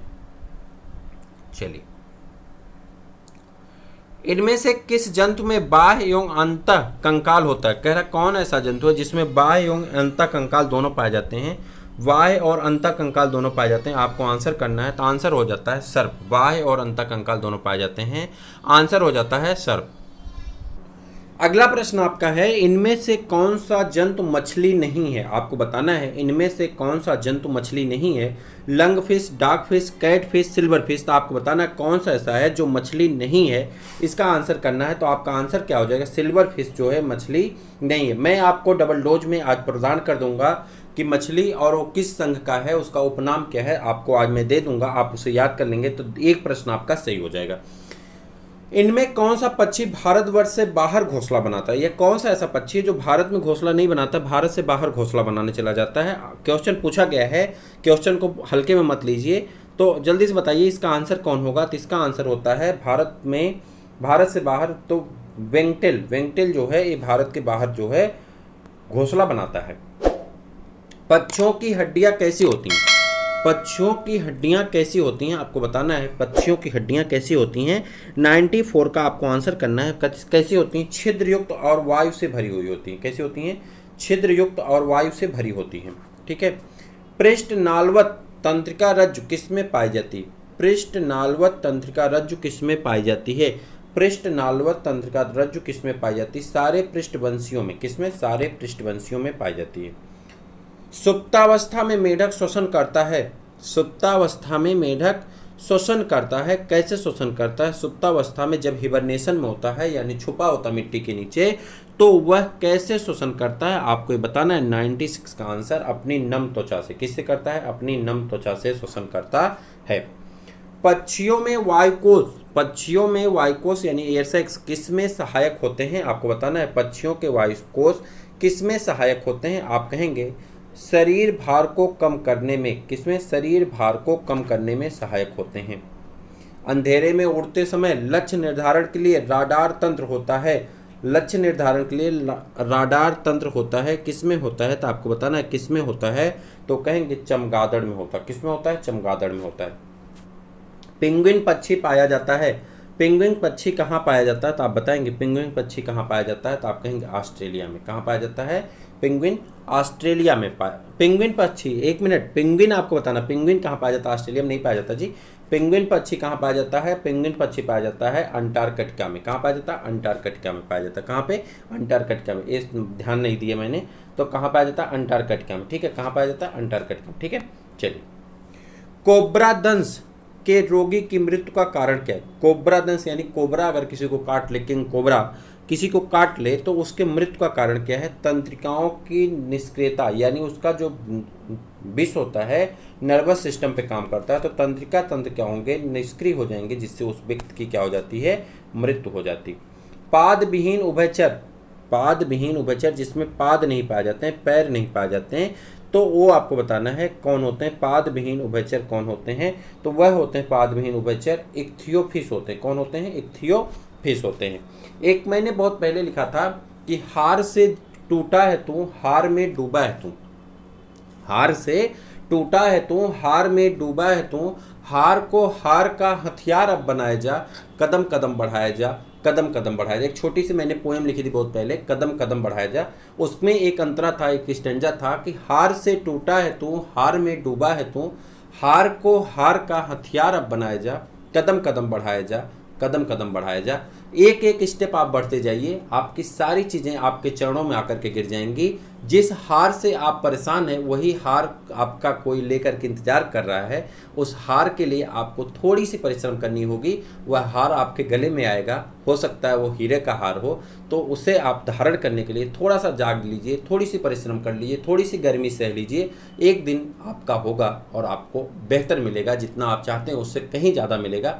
बस थोड़े से परिश्रम करने की आवश्यकता है। ठीक है, बात यहाँ पे हो रही थी मधुमक्खियों का इनमें से कौन सा कार्य सबसे अधिक महत्वपूर्ण है। मधुमक्खियों का इनमें से कौन सा कार्य सबसे अधिक महत्वपूर्ण है, आपको इसका आंसर बताना है। मधुमक्खियों का कौन सा कार्य इनमें से सबसे अधिक महत्वपूर्ण है, आप बता देंगे कौन सा आंसर सही है। यहाँ पे पौधों का परागण। कौन सा, पौधों का परागण। ठीक है, चलिए। इनमें से किसमें लार्वा और प्यूपा प्रवस्थाएं नहीं होती। इनमें से किसमें लार्वा और प्यूपा प्रवस्थाएं नहीं होती, जल्दी बताइए। रेशम का कीट है, लाख का कीट है, घरेलू मक्खी है, मधुमक्खी। तो आप बताएंगे कौन सा होता है। लाख के कीट में क्या होता है, प्यूपा प्रवस्थाएं नहीं होती। लाख के कीट में प्यूपा प्रवस्थाएं नहीं होती। श्रमिक मधुमक्खी के कौन से देह खंडों में मोम ग्रंथियां होती हैं? श्रमिक मधुमक्खी के कौन से देह खंडों में मोम ग्रंथियां होती हैं? आपको बताना है। आंसर बहुत अच्छा है, क्वेश्चन भी बहुत अच्छा है। तो आप कहेंगे दूसरे से पांचवें उदरखंड में। किसमें? दूसरे से पांचवें उदरखंड में। चाहे आप टीजीटी का पेपर दें चाहे पीजीटी का, ये सब प्रश्न आपको रिपीट होंगे जरूर। आप देख लीजिएगा, ये सब प्रश्न आपको मिलेंगे। मनुष्य की उपयोगी वस्तुओं को नष्ट करने में सबसे अग्रणी है। कह रहा है मनुष्य की जो उपयोगी वस्तु होती है उसे नष्ट करने में सबसे आगे कौन है? जो आपका बहुत बड़ा दुश्मन है वो है दीमक लग जाना। कहते हैं ना कि उनके दिमाग में दीमक लग गया, यानी वो वस्तु क्या हुई? नष्ट हो गई, रखी रखी वस्तु नष्ट हो गई। दिमाग क्या अच्छी चीज़ है, उनमें दीमक लग गया। आप बच्चों को गाली देते हैं अपने स्कूल में, जब बच्चों को डांटते होंगे आप, तो ये कहते हैं ना तुम्हारे दिमाग में कीड़े पड़ गए। दिमाग में कीड़े पड़ने का मतलब दीमक पड़ गया। अब दीमक क्या कर रहा है? उसे चाल रहा है अंदर अंदर। ठीक है, तो अब हमारे गुरुजी तो यही कहते थे, हम भी बच्चों को कह देते हैं कभी कभी। ठीक है, तो ये दिमाग में कीड़े पड़ने का मतलब, दीमक पड़ने का मतलब कि उपयोगी वस्तु, दिमाग क्या है? उपयोगी वस्तु है, वो नष्ट हो रहा है, उसमें दीमक पड़ जाता है। ठीक है, चलिए, इनमें कौन सा सेट वेक्टर पोषदों रोग वाहकों का है? फिर से देखते हैं, कौन सा ऐसा सेट है जो रोग वाहकों का, जो रोगी को इधर से उधर रोग को फैलाने का काम करता है? बताइए कौन है? इसमें सैंड फ्लाई है, चूहा फ्लाई है, चूहा फ्ली है और सीसी फ्लाई है। ये तीनों हैं जो रोग फैलाने वाले हैं। ठीक है, चलिए, इनमें कौन सी वस्तु एक कीट के शरीर का स्राव है? कौन सी ऐसी वस्तु है जो एक कीट के शरीर का स्राव है? आप बताइए कौन सी ऐसी वस्तु है जो एक कीट के शरीर का क्या है? स्राव है। तो आप कहेंगे लाख। अफ्रीकी निद्रा रोग ट्रिप्नोसोमा गैम्बियंजिस किससे होता है? अफ्रीकी निद्रा रोग किससे होता है? तो आप कहेंगे ट्रिप्नोसोमा गैम्बियंजिस नामक संक्रमण से होता है, जिसको फैलाने वाला कौन होता है? ग्लाइसाइनिया पेपिलिस द्वारा फैलता है। किससे? ग्लोसाइना पेपिलिस द्वारा फैलता है। ट्रिप्नोसोमा किससे फैलता है? ग्लोसाइना पेपिलिस द्वारा फैलता है। आप याद रखिएगा, ये इंपॉर्टेंट क्वेश्चन आपके पीजीटी की दृष्टि से और जीआईसी की दृष्टि से बहुत इंपॉर्टेंट क्वेश्चन है। चलिए, गर्म रुधिर वाले जंतु, टीजीटी वाले ध्यान दें, गर्म रुधिर वाले जंतु वे होते हैं जो अपने शरीर के तापमान को, गर्म रुधिर वाले वे होते हैं जो अपने शरीर के तापमान को क्या करते हैं? हमेशा एक सा बनाए रखते हैं। इसका उदाहरण कौन होता है? पक्षी वर्ग और मनुष्य, ये पक्षी वर्ग और स्तनी वर्ग। ठीक है, निम्नलिखित में से किस ग्रुप के, ये आपका ऑप्शन नंबर सी सही। ठीक है, उसके बाद निम्नलिखित में से किस ग्रुप के जंतु प्रायः रात्रिचर होते हैं? बताइए भाई, कौन सा ऐसा है जो रात्रिचर है? रात्रिचर, रात में चरने वाला यानी राक्षस। बताइए कौन है? मच्छर, चमगादड़ और उल्लू, ये कौन है? रात्रिचर हैं। कौन है? रात्रिचर है। चलिए आगे बढ़ जाते हैं। एक सेकेंड, अच्छा मैं तो सोचा क्वेश्चन ही खत्म हो गया। चलिए, आर्क्योप्टेरिक्स, यही ना सीक्वेंस में? हाँ, आर्क्योप्टेरिक्स किन वर्गों के प्राणियों के बीच की योजक कड़ी है? योजक कड़ी वाला वीडियो भी मैंने आपको दे दिया है। ठीक है, किसमें? डबल डोज में। आप नहीं देखें जरूर देखिएगा।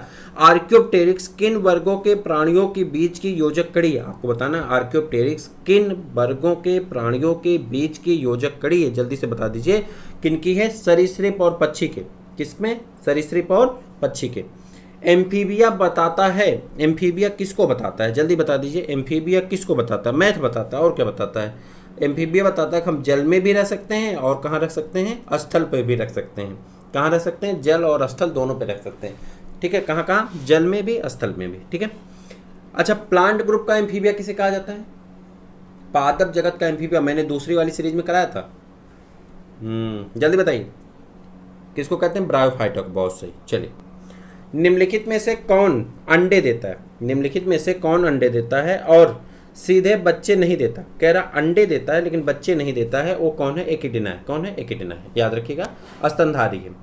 उड़ने वाला स्तनपाई है जो उड़ता है, ऐसा स्तनपाई जो उड़ता है।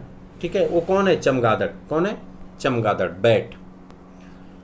मधुमक्खियों के परस्पर सूचना देने की प्राथमिक विधि है। कह रहा प्राथमिक विधि क्या है जिसमें मधुमक्खियां एक दूसरे को सूचना देती हैं?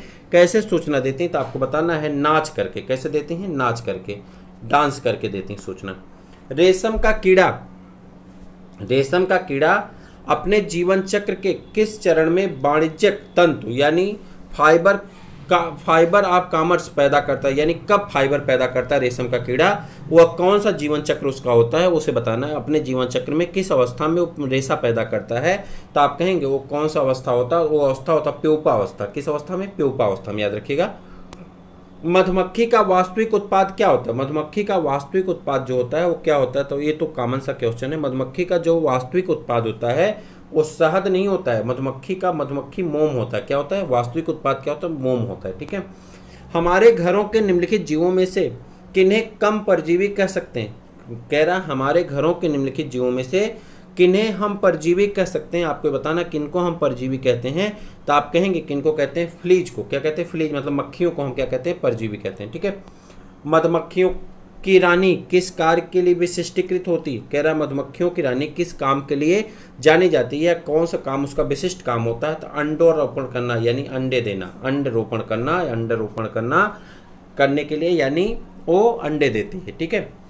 ट्रिप्नोसोमाइसिस को फैलाने वाला कीट है, ट्रिप्नोसोमा नामक एक रोग होता है, इसे फैलाने वाला कौन है? सीसी मक्खी। कौन सी मक्खी है? सीसी मक्खी, टीएससी, सीसी मक्खी है, ठीक है।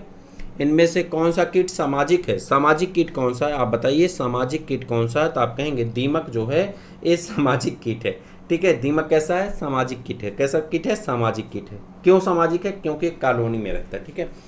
गन्ने की खेती के लिए सबसे अधिक हानिकारक कीट कौन सा होता है? गन्ने की खेती के लिए सबसे अधिक हानिकारक कीट कौन सा होता है, आप बताएंगे वो है पायरिला। जैसे आपके दांत में पायरिया लग जाता है ना, पायरिया अच्छा किसके कारण से लगता है? ये देखो बहुत अच्छा क्वेश्चन आ गया। पायरिया जो है कैसे लगता है? प्रोटोजोआ के कारण लगता है। किससे? प्रोटोजोआ के कारण लगता है। कौन सा प्रोटोजोआ है? कोई कमेंट करके बताएगा पायरिया रोग किस प्रोटोजोआ के कारण लगता है? प्रोटोजोवन डिजीज है पायरिया। आप कमेंट करके बताइएगा, मैं उम्मीद कर रहा हूँ आपके कमेंट की कि आप में से सबके कमेंट सही आएंगे। चलिए, हमारे कृषि और उद्यान पादपों के प्रमुख परागणकर्ता हैं, बताइए।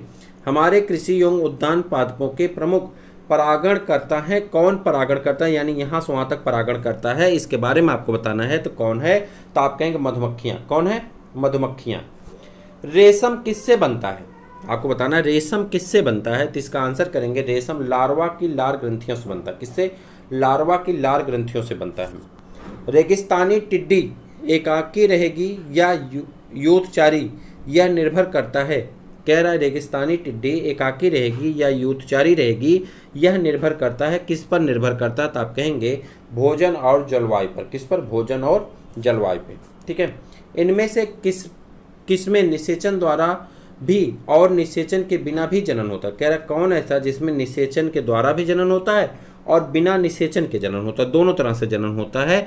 वो आपका उदाहरण कौन आएगा? 126 का उदाहरण बता दीजिए। बहुत सही, मधुमक्खी। मधुमक्खी में बिना निषेचन के जो जनन होता है उसे पार्थिनोकार्पी कहते हैं। क्या कहते हैं? पार्थिनोकार्पी कहते हैं, ठीक है। ये देखो नहीं आ गया, अनिषेक जनन। प्राकृतिक अनिषेक जनन पार्थिनोजेनेसिस होता है, किसमें होता है? तो मधुमक्खियों में होता है। किसमें होता है? मधुमक्खियों में होता है। किसमें होता है? मधुमक्खियों में होता है।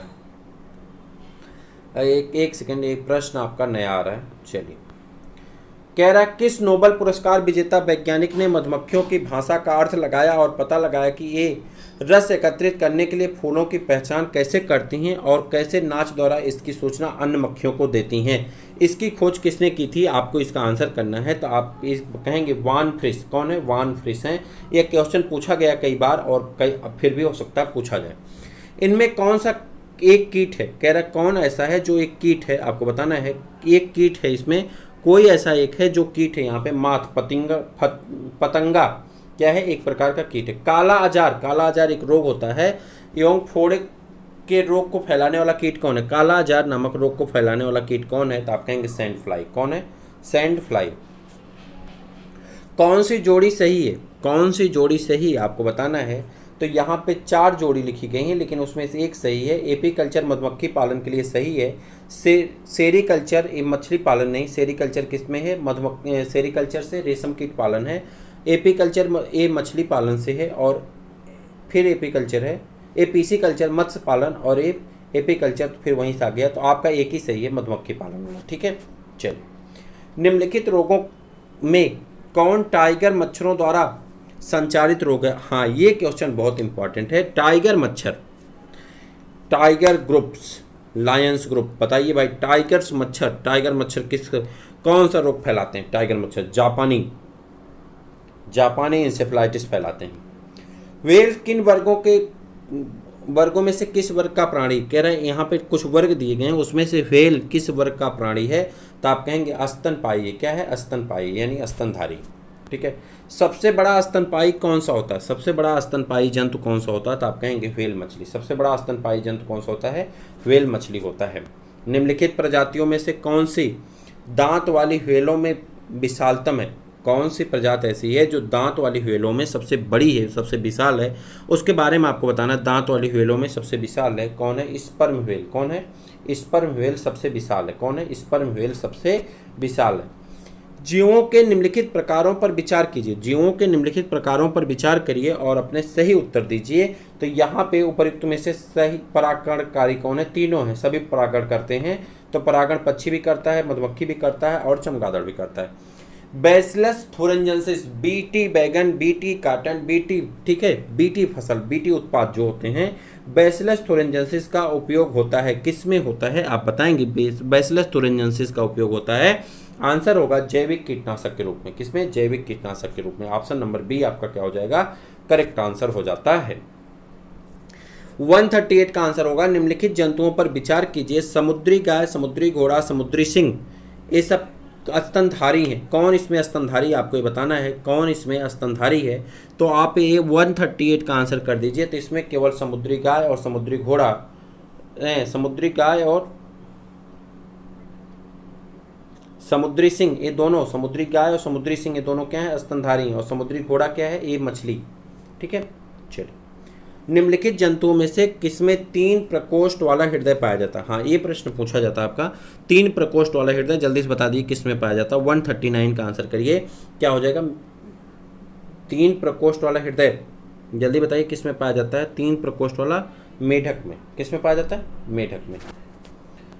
कुछ समुद्री जंतु एवं कीट अंधेरे में अपने शरीर से प्रकाश उत्पन्न करते हैं। इस परिघटना को क्या कहते हैं? बायोलुमिनेसेंस कहते हैं। इस परिघटना को क्या कहते हैं? बायोलुमिनेसेंस कहते हैं। चाहे वो समुद्री होते हैं या बिना समुद्री हो, जैसे जुगनू चमकता रहता है, बायोलुमिनेसेंस निकलता है। ठीक है।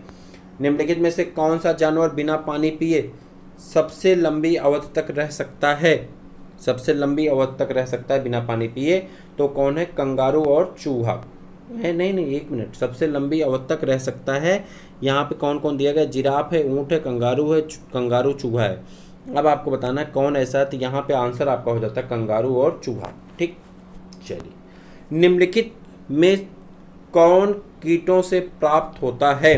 कौन ऐसा है जो कीटों से प्राप्त होता है? तो यहाँ पे रेशम है, शहद है, लाख है, मोती। जल्दी से बता दीजिए। तो कीटों से प्राप्त नहीं होता है, सॉरी, कीटों से प्राप्त नहीं होता तो हो जाएगा आपका मोती। बाकी रेशम, शहद, लाख, ये सभी किससे प्राप्त होते हैं?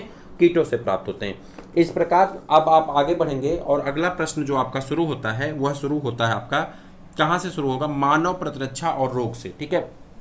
मैं आपको बता दूं, मानव फिजियोलॉजी पूरी, डाइजेस्टिव सिस्टम, उसके बाद आपका सर्कुलेटरी सिस्टम, मस्कुलर सिस्टम, ये सभी पार्ट जो हैं हमने रोक दिए हैं। और ये पूरी फिजियोलॉजी आपको हम अलग से कराएंगे, जिसमें आपके क्वेश्चनों की संख्या कितनी हो जाएगी मैं आपको बता दूं। टोटल क्वेश्चनों की संख्या उसमें 500 हो जाएगी। तो यह सीरीज पूरी कर लेते हैं, उसके बाद उसको कर लेंगे। टोटल हमारे पास 1500 क्वेश्चन का कलेक्शन हो जाएगा और हम उम्मीद करेंगे इस 1500 क्वेश्चन में से आपके 105 क्वेश्चन पक्का मिल जाएंगे। इसी विश्वास के साथ हम लोग इसको तेज़ी से कर रहे हैं। और इसके बाद इंग्लिश वाला भी आपको करा दिया जाएगा। तो आप चैनल को सब्सक्राइब तो कर ही लिए होंगे, नहीं किए हो तो फिर से कर लीजिए। ठीक है। अपने दोस्तों को शेयर भी कर दीजिए। तो 1 मिनट रुकिए, फिर मैं आगे की क्लास को रन कराता हूँ। चलिए, अगला प्रश्न आपका है मानव प्रतिरक्षा एवं रोग। यहाँ से आपको बताना है, आपने वो एक पोयम सुनी होगी कि उड़ चल हारिल लिए हाथ में एक अकेला ओझा तिनका। चल उड़ चल हारिल लिए हाथ में यही अकेला ओझा तिनका, शक्ति रहे तेरे हाथों में, रुक न जाए यह चाह सृजन की, ऊपर ऊपर ऊपर ऊपर बढ़ा चीरता जल दिगमंडल, अनथक पंखों की चोटों से नभ में एक मचा दे हलचल। तो हलचल मचाना आपको। ठीक है। चलिए, ये तो मैं इसलिए बता देता हूँ बीच में ताकि थोड़ी सी आपको ऊर्जा आ जाए। ठीक है। तो आप हारिल की तरह उड़िए, कितनी भी थकान हो, कितनी भी परेशानी हो, लेकिन चलते रहिए, चलते रहिए, चलते रहिए, मंजिल तो मिलेगी, जाएगी कहाँ। ठीक है, चलिए। तो आपको बताना है मानव प्रतिरक्षा और रोग, इनमें से कौन सा अंग शरीर की प्रतिरक्षा प्रक्रिया में भाग नहीं लेता। कह रहा है इनमें से कौन सा अंग शरीर की प्रतिरक्षा प्रक्रिया में भाग नहीं लेता। इसको आपको बताना है कौन सा अंग ऐसा है जो शरीर की प्रतिरक्षा प्रक्रिया में भाग नहीं लेता। वो मस्तिष्क है। थाइमस ग्लैंड भी लेती है, ठीक है, प्लीहा भी लेता है और लसिका गांठें भी लेती हैं, लेकिन मस्तिष्क का काम जो है वो अपना काम करता है, प्रतिरक्षा में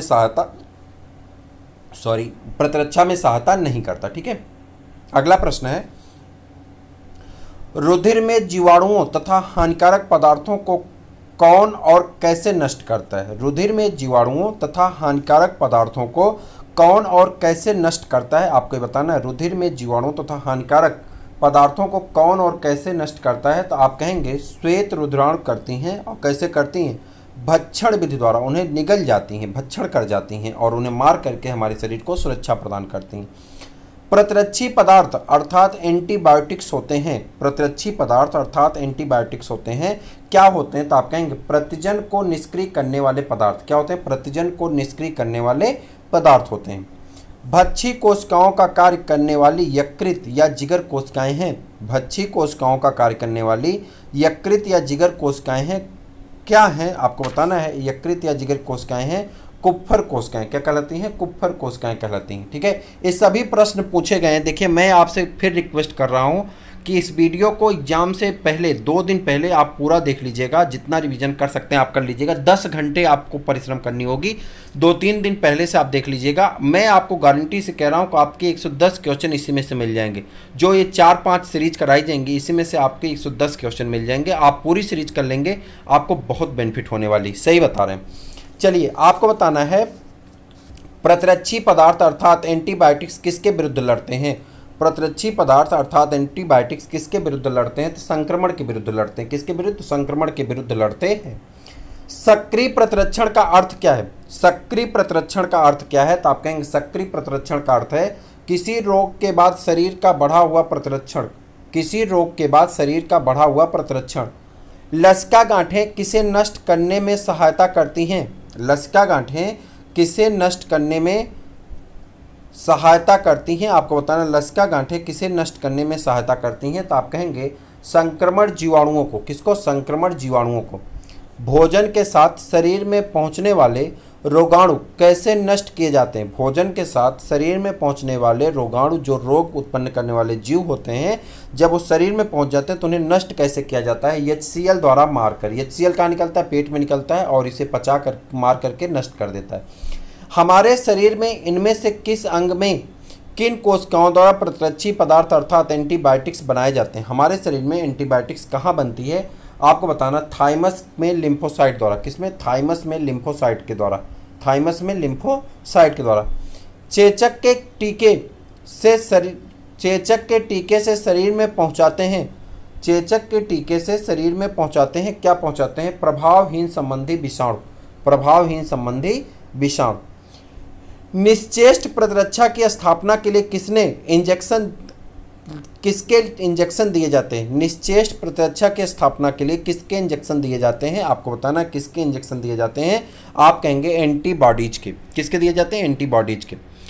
स्तनियों में किसका विशेष संबंध रोगाणुओं के प्रति सुरक्षा से होता है। स्तनियों में किसका विशेष संबंध रोगाणुओं के प्रति सुरक्षा से होता है, आपको बताना किसका संबंध रोगाणुओं के प्रति सुरक्षा से होता है, तो आप कहेंगे लसिका तंत्र का। किसका, लसिका तंत्र का। यकृत की कुप्फर कोशिकाओं का संबंध किससे होता है। यकृत की कुप्फर कोशिकाओं का संबंध किससे होता है, आपको इसका आंसर करना है। यकृत की कुप्फर कोशिकाओं का संबंध किससे होता है, तो आप कहेंगे किससे होता है, तो आप कहेंगे किससे होता है, जल्दी बता दिए, फैगोसाइटोसिस से। किससे होता है, फैगोसाइटोसिस से। किससे, फैगोसाइटोसिस से। एंटीबॉडीज होते हैं। एंटीबॉडीज क्या होते हैं, तो आप कहेंगे एंटीबॉडीज होते हैं प्रोटीन्स। एंटीबॉडीज क्या होते हैं, प्रोटीन्स होते हैं। श्वेत रुधिराणुओं का कार्य क्या है। श्वेत रुधिराणु यानी WBC का कार्य क्या है, आपको बताना है। WBC का काम क्या है, WBC का काम है शरीर को रोगाणुओं से सुरक्षा देना। शरीर को रोगाणुओं से सुरक्षा देना। प्रतिजन एंटीजेंस किसके बड़े अणु हो सकते हैं? प्रतिजन एंटीजन्स किसके बड़े अणु हो सकते हैं? तो आप कहेंगे प्रोटीन्स के, कार्बोहाइड्रेट के, लाइपोप्रोटीन्स के, और ये सब तो किसके होते हैं? सबके अणु होते हैं। एंटीबॉडीज किसमें बनते हैं? एंटीबॉडीज किसमें बनते हैं आपको बताना। एंटीबॉडीज किसमें बनते हैं? 18 का आपका आंसर हो जाएगा कौन सा? लिम्फोसाइट। एंटीबॉडीज किसमें बनते हैं? लिम्फोसाइट्स में। शरीर की प्रतिरक्षा प्रक्रिया में प्राथमिक योगदान करने वाली कोशिकाएं होती हैं। शरीर की प्रतिरक्षा प्रक्रिया में प्राथमिक योगदान करने वाली कोशिकाएं होती हैं। आपको आंसर करना, प्राथमिक योगदान करने वाली कोशिकाएं होती हैं। कौन सी कोशिकाएं होती हैं? लिम्फोसाइट। कौन सी होती हैं? लिम्फोसाइट होती हैं। हिस्टियोसाइट होती है, हिस्टियोसाइट होती है, हिस्टियोसाइट होती किसमें ही होती है? हिस्टियोसाइट आपको मैक्रोफेजेज में होती है। किसमें होती है हिस्टियोसाइट? किसमें होती है? इंपॉर्टेंट क्वेश्चन है, किसमें होती है हिस्टियोसाइट? मैक्रोफेजेज में। किसमें होती है? माइक्रोफेजेज में होती है। एक जंतु के शरीर के किसी ऊतक का दूसरे जंतु के शरीर में आरोपण बिना किसी विशेष प्रबंधन के तभी सफल हो सकता है जब, फिर से देखते हैं प्रश्न, आप फिर से पढ़िए इसको। कह रहा है कि एक जंतु के शरीर के किसी ऊतक का दूसरे जंतु के शरीर में आरोपण बिना किसी विशेष प्रबंधन के तभी सफल हो सकता है जब क्या होता है? अंतःप्रजात वंश के एक चूहे की त्वचा का आरोपण उसी वंश के दूसरे चूहे पर करें, यानी एक ही जात, सेम जात के लोगों पर करना चाहिए। मैं अब बता दूं, ये प्रश्न नहीं आने वाला आपका। निम्नलिखित में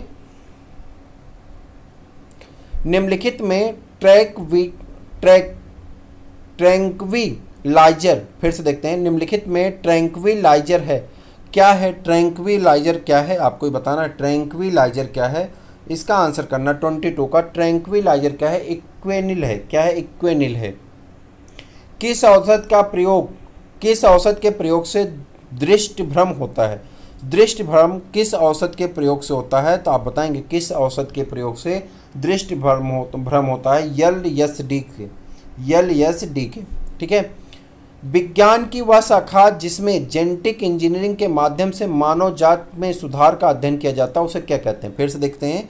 विज्ञान की वह शाखा जिसमें जेनेटिक इंजीनियरिंग के माध्यम से मानव जात में सुधार का अध्ययन किया जाता है उसे क्या कहते हैं? इसका आपको आंसर करना है। उसे क्या कहते हैं? तो आप कहेंगे उसे कहते हैं यूफेनिक्स कहते हैं। क्या कहते हैं? यूफेनिक्स कहते हैं। चिकित्सा विज्ञान की वह शाखा जिसके अंतर्गत कैंसर एवं ट्यूमर का अध्ययन किया जाता है। चिकित्सा विज्ञान की वह शाखा जिसके अंतर्गत कैंसर एवं ट्यूमर का अध्ययन किया जाता है वह क्या है? आपको बताना। चिकित्सा विज्ञान की वह शाखा जिसके अंतर्गत कैंसर व ट्यूमर का अध्ययन किया जाता है। तो आप बताएंगे कौन सा है? जल्दी से बता दीजिए। तो जल्दी से बताइए क्या कहलाता है? ऑन्कोलॉजी। अच्छा, मैंने पिछले वीडियो में आपको एक बात बताई थी, 25 क्वेश्चन होगा, तो एक कोटेशन में बता दूं। मैंने उसमें आपसे कहा था कि tumour is the part of body but it remove immediately and क्या करना है? Save to the body. ठीक है। ट्यूमर हमारे शरीर का एक हिस्सा होता है, इसे जल्दी से काट के निकाल देना चाहिए और क्या करना चाहिए? जिंदगी को सुरक्षित कर लेना चाहिए, शरीर को सुरक्षित कर लेना चाहिए। उसी प्रकार से कुछ ऐसे आपके साथ, आपके परिवार में, आपके दोस्त में, आपके रिश्तेदार में, आपके जानने वाले में, आपके ना जानने वाले में कुछ ऐसे आपके लोग होते हैं जो ट्यूमर की भांति आपका काम करते हैं। ऐसे लोगों को तुरंत काट के निकाल देना चाहिए, यानी उन्हें ज़िंदगी से बाहर कर देना चाहिए। उनसे वास्ता नहीं रखना चाहिए, वरना वो नुकसान पहुंचाने के सिवा कभी लाभ नहीं दे सकते हैं। चलिए, हिपैटोलॉजी संबंधित है। हिपैटोलॉजी किससे संबंधित है? ये तो इंपॉर्टेंट सा क्वेश्चन है, मुझे उम्मीद है कि इसमें से सबका आंसर इसका सही आएगा। हिपैटोलॉजी यकृत का अध्ययन होता है। क्या होता है? यकृत का अध्ययन। हिपैटोलॉजी क्या है? यकृत का अध्ययन है। ठीक है। मैड काऊ रोग किससे होता है? आपको बताना। मैड काऊ रोग जो विगत वर्षों में गायों के पागलपन का कारण बहुचर्चित रहा है, इस कारक कैसे फैलता है या ये रोग कैसे फैलता है? आपको इसका आंसर बताना है। कैसे फैलता है? प्रियान से फैलता। प्रियान आपको क्लास 11th में, आप चले जाइए क्लास 11th की NCERT में चैप्टर नंबर 2 में लास्ट में चले जाइए तो आपको 3 चीज़ें मिलेंगी, वायरस, वायराइड, प्रियान। ये तीनों पढ़ लीजिए। एक एक प्रश्न तीनों से आएंगे, एक एक प्रश्न तीनों से आएंगे। तीनों आप हिंदी इंग्लिश भी जिसमें सुटेबल आप पढ़ लीजिए। क्लास 11th का चैप्टर नंबर 2 है, लास्ट में एकदम चैप्टर नंबर 2 के लास्ट में जाएंगे, वायरस, प्रियान और वायराइड, और एक एक प्रश्न तीनों से आपके एग्जाम में पूछे जाएंगे। ठीक है। तो आप उसे पढ़ लेंगे। मुश्किल से आधा पेज है और अगर एक बार पढ़ लेंगे तो आपका प्रश्न कभी गलत नहीं होगा। मैं आपको बता दिया, बाकी आपकी अपनी इच्छा। ठीक है। चलिए, वायरस से संक्रमित कोशिकाएं किस प्रतिरोधी पदार्थ को उत्पन्न करती हैं? वायरस से संक्रमित कोशिकाएं किस प्रतिरोधी पदार्थ को उत्पन्न करती हैं? आपको ये बताना किस प्रतिरोधी पदार्थ को उत्पन्न करती हैं। 28 का आपको आंसर करना है। 28 का आंसर आपका क्या होता है, जल्दी से बता दीजिए। इंटरफेरॉन। क्या होता है? इंटरफेरॉन। क्या होता है? इंटरफेरॉन। एंटीपायरेटिक्स औषधियाँ पाई जाती हैं। एंटीपायरेटिक्स औषधियों का प्रयोग होता है, की जाती हैं, किसमें की जाती हैं? एंटीपायरेटिक्स औषधियों का उपयोग किया जाता है किसमें? दर्द और बुखार उतारने में, जैसे पैरासीटामॉल होता है। वे पदार्थ जो प्रतिरोधी सूक्ष्मजीवों का विकास रोक देते हैं कहलाते हैं। कह रहा वे पदार्थ जो प्रतिरोधी सूक्ष्मजीवों का विकास रोक देते हैं कहलाती हैं। क्या कहलाती हैं? आपको इसका आंसर बताना है। क्या कहलाती हैं? एंटीसेप्टिक कहलाती हैं। क्या कहलाती हैं? एंटीसेप्टिक कहलाती हैं।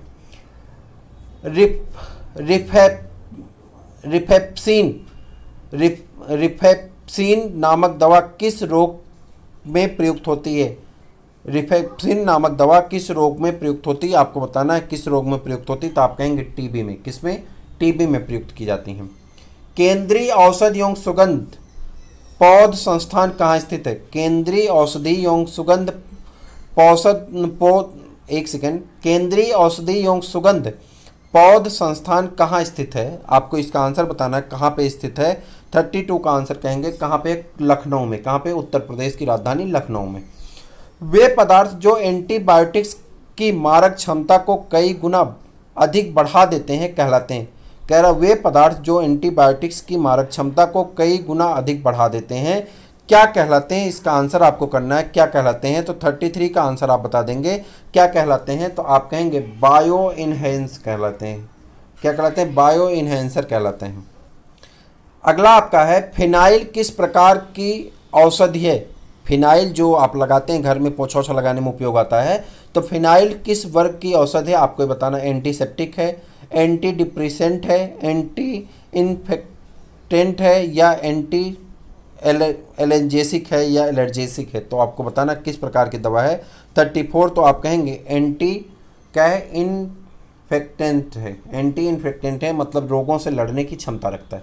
ठीक, इन्फेक्शन से लड़ने की क्षमता रखता है, तो जो इन्फेक्शियस एजेंट होते हैं उन्हें मार डालता है फिनाइल। ठीक।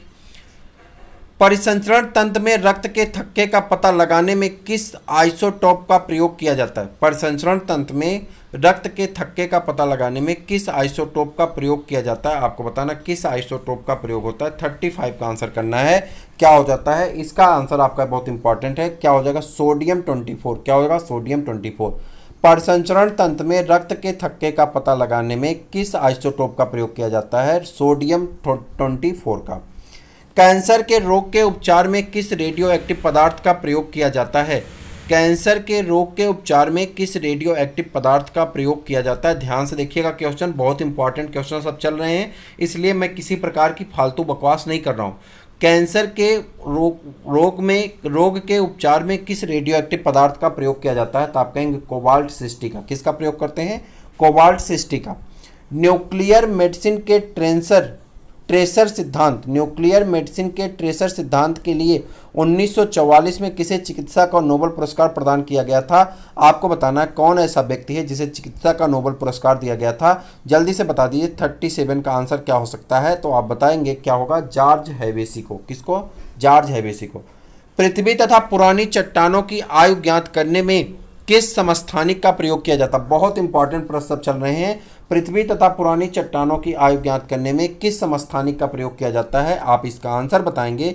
किस समस्थानिक का प्रयोग किया जाता है? यूरेनियम 238 का। किसका? यूरेनियम 238 का प्रयोग किया जाता है। कैट स्कैन के आविष्कारक कौन है? कैट स्कैन के आविष्कारक कौन है? आपको बताना है कैट स्कैन के आविष्कारक कौन है? आप बताएंगे हांस और कार्मेक फील्ड। हांस और कार्मेक फील्ड। इनमें से कौन सा अंग शरीर की प्रतिरक्षा प्रक्रिया में भाग नहीं लेता? कह रहा है इनमें से कौन सा अंग शरीर की प्रतिरक्षा प्रक्रिया में भाग नहीं लेता है? वो प्रश्न आपका पहला वाला प्रश्न फिर रिपीट हो गया। वो कौन होता है? आपका मस्तिष्क होता है। कौन होता है? मस्तिष्क होता है। निम्नलिखित में से कौन से सुमेलित नहीं है? युग्म सुमेलित नहीं। आपको बताना कौन सा ऐसा युग्म है जो सुमेलित नहीं है। आपको यहाँ पे आंसर करना कौन सा ऐसा युग्म है जो सुमेलित नहीं है। तो यहाँ पे पूछ रहा है राष्ट्रीय कोशिका विज्ञान केंद्र Mysore, centre for DNA Hyderabad, centre for DNA fingerprinting and diagnostic Hyderabad, और राष्ट्रीय मस्तिष्क अनुसंधान केंद्र गुड़गांव। आपको बताना है कौन इसमें से सुमेलित नहीं है। आपको इसका आंसर करना है कौन सा सुमेलित नहीं है। तो आप कहेंगे कौन सा सुमेलित नहीं है, तो यहाँ पे आप चले जाएंगे केवल 2 और 3। एक मिनट, नहीं, एक मिनट। सुमेलित है, कौन पूछ रहा है कौन सुमेलित है, आपको ये बताना है कौन सा युग्म सुमेलित है, माफ़ करिएगा। तो आप कहेंगे इसमें से आपका जो सुमेलित है, आपका सुमेलित कौन है, दूसरा और तीसरा, यानी कौन सा, सेंटर फॉर डीएनए हैदराबाद में है, और तीसरा कौन है, राष्ट्रीय मस्तिष्क अनुसंधान केंद्र कहाँ है, गुड़गांव में है। सूची 1 को सूची 2 से सुमेलित करिए और सूचियों के नीचे दिए गए कोटों का प्रयोग कर सही उत्तर का चयन करिए। ठीक है, उत्तर को बताना सही उत्तर का। यहाँ पे देखिए सब कुछ दिया गया है, तो इसमें आपको चयन करके बताना है। पहला है आपका नेशनल इंस्टीट्यूट ऑफ यूनानी मेडिसिन। नेशनल इंस्टीट्यूट ऑफ यूनानी मेडिसिन कहाँ पे अवस्थित है, इसकी कोलकाता में, जयपुर में, चेन्नई में, बेंगलुरु में। तो आप बताएंगे कहाँ पे, इसको मिला करके आपको बताना है। इसको और छोटा कर दें, आसानी से आप देख पाएंगे, थोड़ा सा परिश्रम कर पाएंगे इस पे। चलिए देखते हैं, नेशनल इंस्टीट्यूट ऑफ यूनानी मेडिसिन कहाँ पे है, तो ये बेंगलुरु में। नेशनल इंस्टीट्यूट ऑफ यूनानी मेडिसिन कहाँ पे, बेंगलुरु में है। नेशनल इंस्टीट्यूट ऑफ होम्योपैथी ये कहाँ पे, national institute of homeopathy Kolkata में। कोलकाता की दवा आती थी कोरोना काल में, आपने देखा होगा, कोलकाता से आता और जर्मनी से आता है। ठीक है, तो कोलकाता वाली आप आसानी से मिल जाती है। उसके बाद नेशनल इंस्टीट्यूट ऑफ आयुर्वेद। अब आपको बताना है नेशनल इंस्टीट्यूट ऑफ आयुर्वेद किससे संबंधित है, आप कहेंगे जयपुर से। किससे, जयपुर से। और जो बचता है आपका किससे, चेन्नई से, नेशनल इंस्टीट्यूट ऑफ सिद्धि, ये कहाँ से है, तो आपका हो जाता है ये कहाँ से, चेन्नई से। और इस प्रकार से आंसर नंबर सी आपका क्या हो जाता है, करेक्ट आंसर हो जाता है। ये कहाँ से आ गया, चलिए। निम्नलिखित में से कौन सा युग्म सुमेलित नहीं है, कह रहा कौन सा ऐसा युग्म है जो सुमेलित नहीं है, आपको बताना है। यहाँ पे 3 युग्म सुमेलित हैं और 1 सुमेलित नहीं, आपको बताना है क्या है। एंटी फ्रीज यौगिक, एंटीनाक एजेंट, एंटीऑक्सीडेंट, एंटीबायोटिक्स। अब आपको बताना है कौन सुमेलित नहीं है। 43 का आपको आंसर करना है और बताना है कौन सुमेलित नहीं है। तो आप बताएंगे यहाँ पे देखिए, एंटी फ्रीज यौगिक, ethylene glycol, antiknock agent, tetraethyl lead, antioxidant, beta carotene, और ये जो है आपका आपका सुमेलित नहीं है। कुनैन में ज्वर रोधी, मलेरिया रोधी, दर्दनाशक और सूजन रोधी गुण होते हैं। ज्ञात हो कि यह प्राकृतिक श्वेत क्रिस्टली एल्कलॉइड पदार्थ होता है।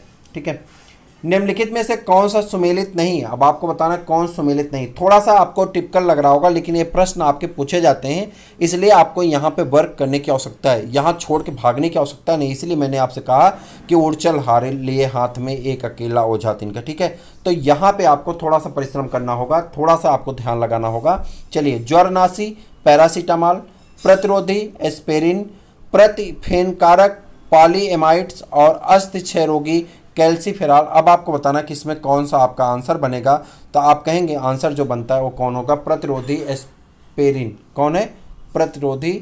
ये आपका सुमेलित, एक सेकेंड, ये आपका सुमेलित नहीं है। कौन, प्रतिरोधी एक्सपेरिन। एक्सपेरिन एक सेलिसिलेट औषधि है जो एसिटाइल सिलिसाइलिक होता है। ठीक है, छोड़िए, यहाँ पे रोग दिया गया है, सामने उसके एजेंट दिए गए हैं, आपको बताना है कौन किससे मैच करता है। सुमेलित कीजिए, क्या है, गोनोरिया है, जेनाइटल हर्पीज है, ट्राइकोमोलिएसिस है, एड्स है, सिफिलिस है। और इधर दिया गया है वो किसके कारण फैलता है, तो उसके कारक का नाम, और आपको क्या करना है, सुमेलित करना है। चलिए देखते हैं, ये सब प्रश्न पूछे जाते हैं, पूछे गए हैं, इसलिए इसको ध्यान से पढ़ने की आवश्यकता है। गोनोरिया जो होता है वो नाइजीरिया गोनोराई से होता है। किससे, और नाइजीरिया गोनोराई से। तो ऑप्शन नंबर आपका 4 सही हो जाएगा। जेनाइटल हर्पीज जो होता है वो आपका किससे होता है, हर्पीज सिम्प्लेक्स से होता है, ये भी आपका सही हो जाएगा। ठीक है, ट्राइकोमोलेसिस छोड़ देते हैं अभी। एड्स किससे होता है, वायरस जनित है, तो एड्स किससे हो जाएगा, वायरस जनित, ये भी हो गया आपका। सिफिलिस किससे होता है, ट्रिप्नोसोमा सिफिलिस से होता है, तो ये भी आपका हो जाएगा। अब बचा एक, तो ये इससे हो जाएगा। ठीक है, तो अब इसका आंसर मिलाएं तो गोनोरिया का क्या हो जाएगा, नाइजीरिया, यानी 1 का 4, तो ए बी में है। और तो सबसे पहले 1 का 4 तो यही मिल गया, तो यही आपका आंसर हो जाएगा। और ये आंसर हो जाएगा, तो इसमें देखिए 1 का 4, 2 3 1 5 सही तो है। चलिए, निम्न में कौन सुमेलित जोड़ा है, आपको बताना है कौन सा जोड़ा सुमेलित है। प्लाज्मोडियम खटमल, ग्लोसिना पेलपेलिस क्या है, निस्व रोग, गृह मक्खी, कालाजार, एंटमीबा हिस्टोलिका, तालाब का घोंघा। अब इसमें बताना कौन सा आपका जोड़ा सुमेलित है, कौन सा जोड़ा सुमेलित है, आपको ये बताना है। तो आप बताएंगे कौन सा जोड़ा सुमेलित है। ये देखो निद्रा रोग है, यहाँ पे मिसप्रिंट हो गया, ये निद्रा रोग है, तो और आपका यही सही होगा। ठीक है, गैलोसिना पेलपेलिस जो है ये निद्रा रोग के लिए है। किसके लिए? निद्रा रोग के लिए है। तो ये किससे होता है? ट्रिप्नोसोमा से होता है। तो ये आपका यही सही है। ठीक है, चलिए, एस्केरिस का संक्रमण प्रायः होता है, एस्केरिस का संक्रमण प्रायः होता है किससे होता है, आपको बताना है किससे होता है एस्केरिस का संक्रमण। अपूर्ण रूप से पकाए गए सुअर के मांस खाने से, अपूर्ण रूप से पकाए गए सुअर के मांस खाने से एस्केरिस का संक्रमण होता है। सिफिलिस एक लैंगिक प्रसारित रोग है जो उत्पन्न होता है, सिफिलिस एक लैंगिक रोग है जो उत्पन्न होता है। किससे उत्पन्न होता है, आपको ये बताना है। 48 का आंसर करना है। तो 48 का आंसर आपका हो जाएगा क्या? ट्रिप्नोसोमा पैलिडम से। किससे होता है? ट्रिप्नोसोमा पैलिडम से या ट्रिपोनिमा पैलिडम से। निम्न में से किससे चिकन पॉक्स फैलता है, किससे चिकन पॉक्स होता है? तो यहाँ पे आप बताएंगे चिकन पॉक्स किससे होता है। आपको आंसर करना है चिकन पॉक्स किससे होता है। 49 का आंसर करिए, चिकन पॉक्स किससे होता है, जल्दी से बताइए। 49 में चिकन पॉक्स किससे होता है? वेरिसेला विषाणु से। किससे? वेरिसेला विषाणु से। एक सेकेंड, हाँ, यहाँ पे सूची दी गई है। बड़ी चेचक, खसरा, कालाजार और गैम्बियंस जोर, गैम्बियन जोन। अब आपको बताना कौन किससे सुमेलित है। ट्रिप्नोसोमा गैम्बियंस है, लिस्मानिया डोनोबानी है, बेरिसेला जोस्टर है और पॉलीसोमनोसा क्या है, मोरबीलोरम है। तो अब आपको बताना कौन किससे सुमेलित है, इसका आंसर करिए। चलिए देखिए, बड़ी चेचक किससे होती है? बड़ी चेचक जो होती है वो आपकी होती है बेरिसेला जोस्टर से। किससे? बेरिसेला जोस्टर से। खसरा जो होता है, खसरा आपका होता है, ये देखिए मेसल्स जो होता है, मेसल्स से होता है। यहाँ पे मार्बिलोरम से होता है, पैलिनोसा मार्बिलोरम से होता है। ठीक है, काला आजार, काला आजार किससे होता है? काला आजार आपका होता है यहाँ पे लेस्मानिया डोनोबानी से होता है। ठीक है, लेस्मानिया डोनोबोनाई से होता है। ठीक है, और उसके बाद एक किससे हो जाता है? आपका ट्रिप्नोसोमा गैम्बियन से होता है। निम्नलिखित में से कौन सा जोड़ा सुमेलित है, आपको बताना है यहाँ पे कौन सा जोड़ा सुमेलित है। एक ही कोई सुमेलित है, आपको बताना 51 का आंसर कौन सा सही होगा। तो जल्दी से बता दीजिए कौन सा जोड़ा सुमेलित है। तो यहाँ पे देखेंगे सिस्टोसिमेरसिस, सिस्टोसोमा हिमेटोबियम। पोलियो वायरस का संक्रमण किस प्रकार होता है? पोलियो वायरस का संक्रमण किस प्रकार होता है, आपको आंसर करना। पोलियो वायरस का संक्रमण भोजन तथा जल के संदूषण यानी प्रदूषण के कारण, भोजन तथा जल के प्रदूषण के कारण होता है। कुछ रोग दिए गए हैं, उससे प्रभावित अंग के बारे में बताना है। डायरिया, डायरिया का प्रभावित अंग क्या होगा? एस्केरियासिस। उसका प्रभावित अंग क्या होगा? क्षय रोग से प्रभावित अंग क्या होगा? निमोनिया से प्रभावित अंग क्या होगा? आंसर बताना है आपको कि कौन सा इसमें सही है, सुमेलित करके आपको आंसर बताना है 53 का। तो 53 का आप आंसर बता देंगे, जल्दी से बता दीजिए क्या होगा, जल्दी से बताइए। तो 53 का आंसर होता है डायरिया। डायरिया किससे संबंधित है? डायरिया पाचन रोग तंत्र से। ठीक है, उसके बाद एस्केरिया से, छोटी आंत से। ठीक है, क्षय रोग श्वसनांग से और निमोनिया फेफड़े से। यही ना? 1 मिनट 1 सेकेंड रुक जाइए, मैं बता रहा हूँ, शायद यही सही है। 53, हाँ सही। चलिए, कौन सा रोग संक्रामक है? कह रहा कौन सा रोग ऐसा है संक्रामक है। यहाँ पे मलेरिया भी संक्रामक है और मधुमेह, हाइपरटेंशन, क्वेश्चन। तो यहाँ पे जो संक्रामक रोग है कौन है? मलेरिया है। कौन है? मलेरिया है। उसके बाद काला जार रोग, काला आजार रोग का रोगाणु है। काला आजार किससे फैलता है? लेस्मानिया डोनोबानी से। ऑप्शन नंबर सी क्या हो जाएगा?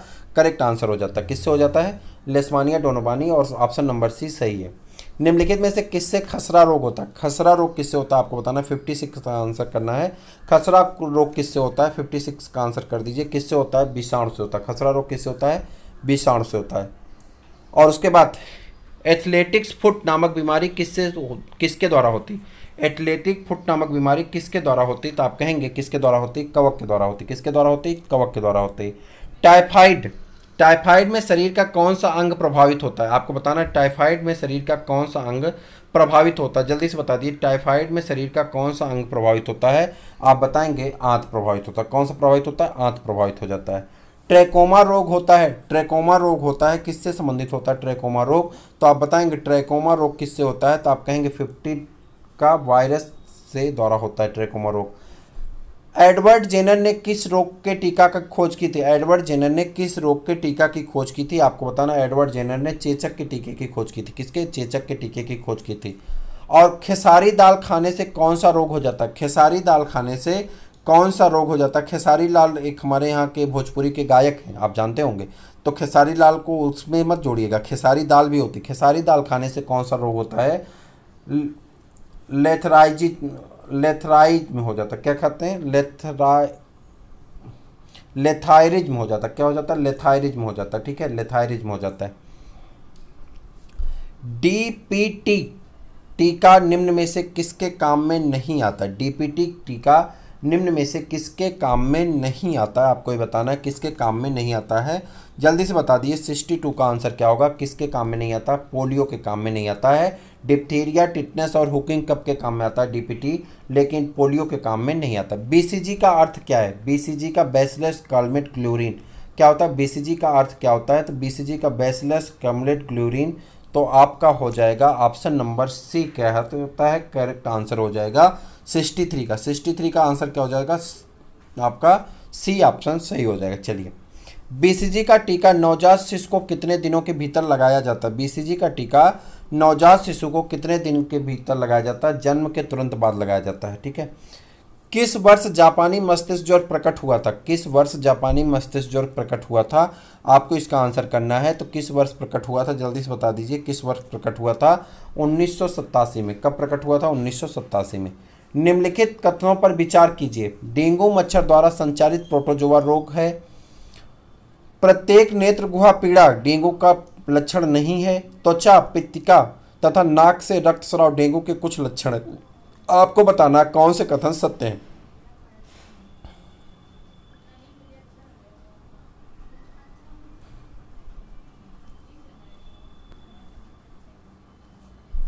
अगला है निम्नलिखित कथनों पर विचार कीजिए। यहाँ पे एक व्यक्ति के से दूसरे व्यक्ति में मेनिंगोकाक्सी का संचरण मच्छर के काटने से होता है। वमन तथा ग्रीवा पीड़ा मेनिंगोकाक्सी के लक्षणों में से एक दो लक्षण है।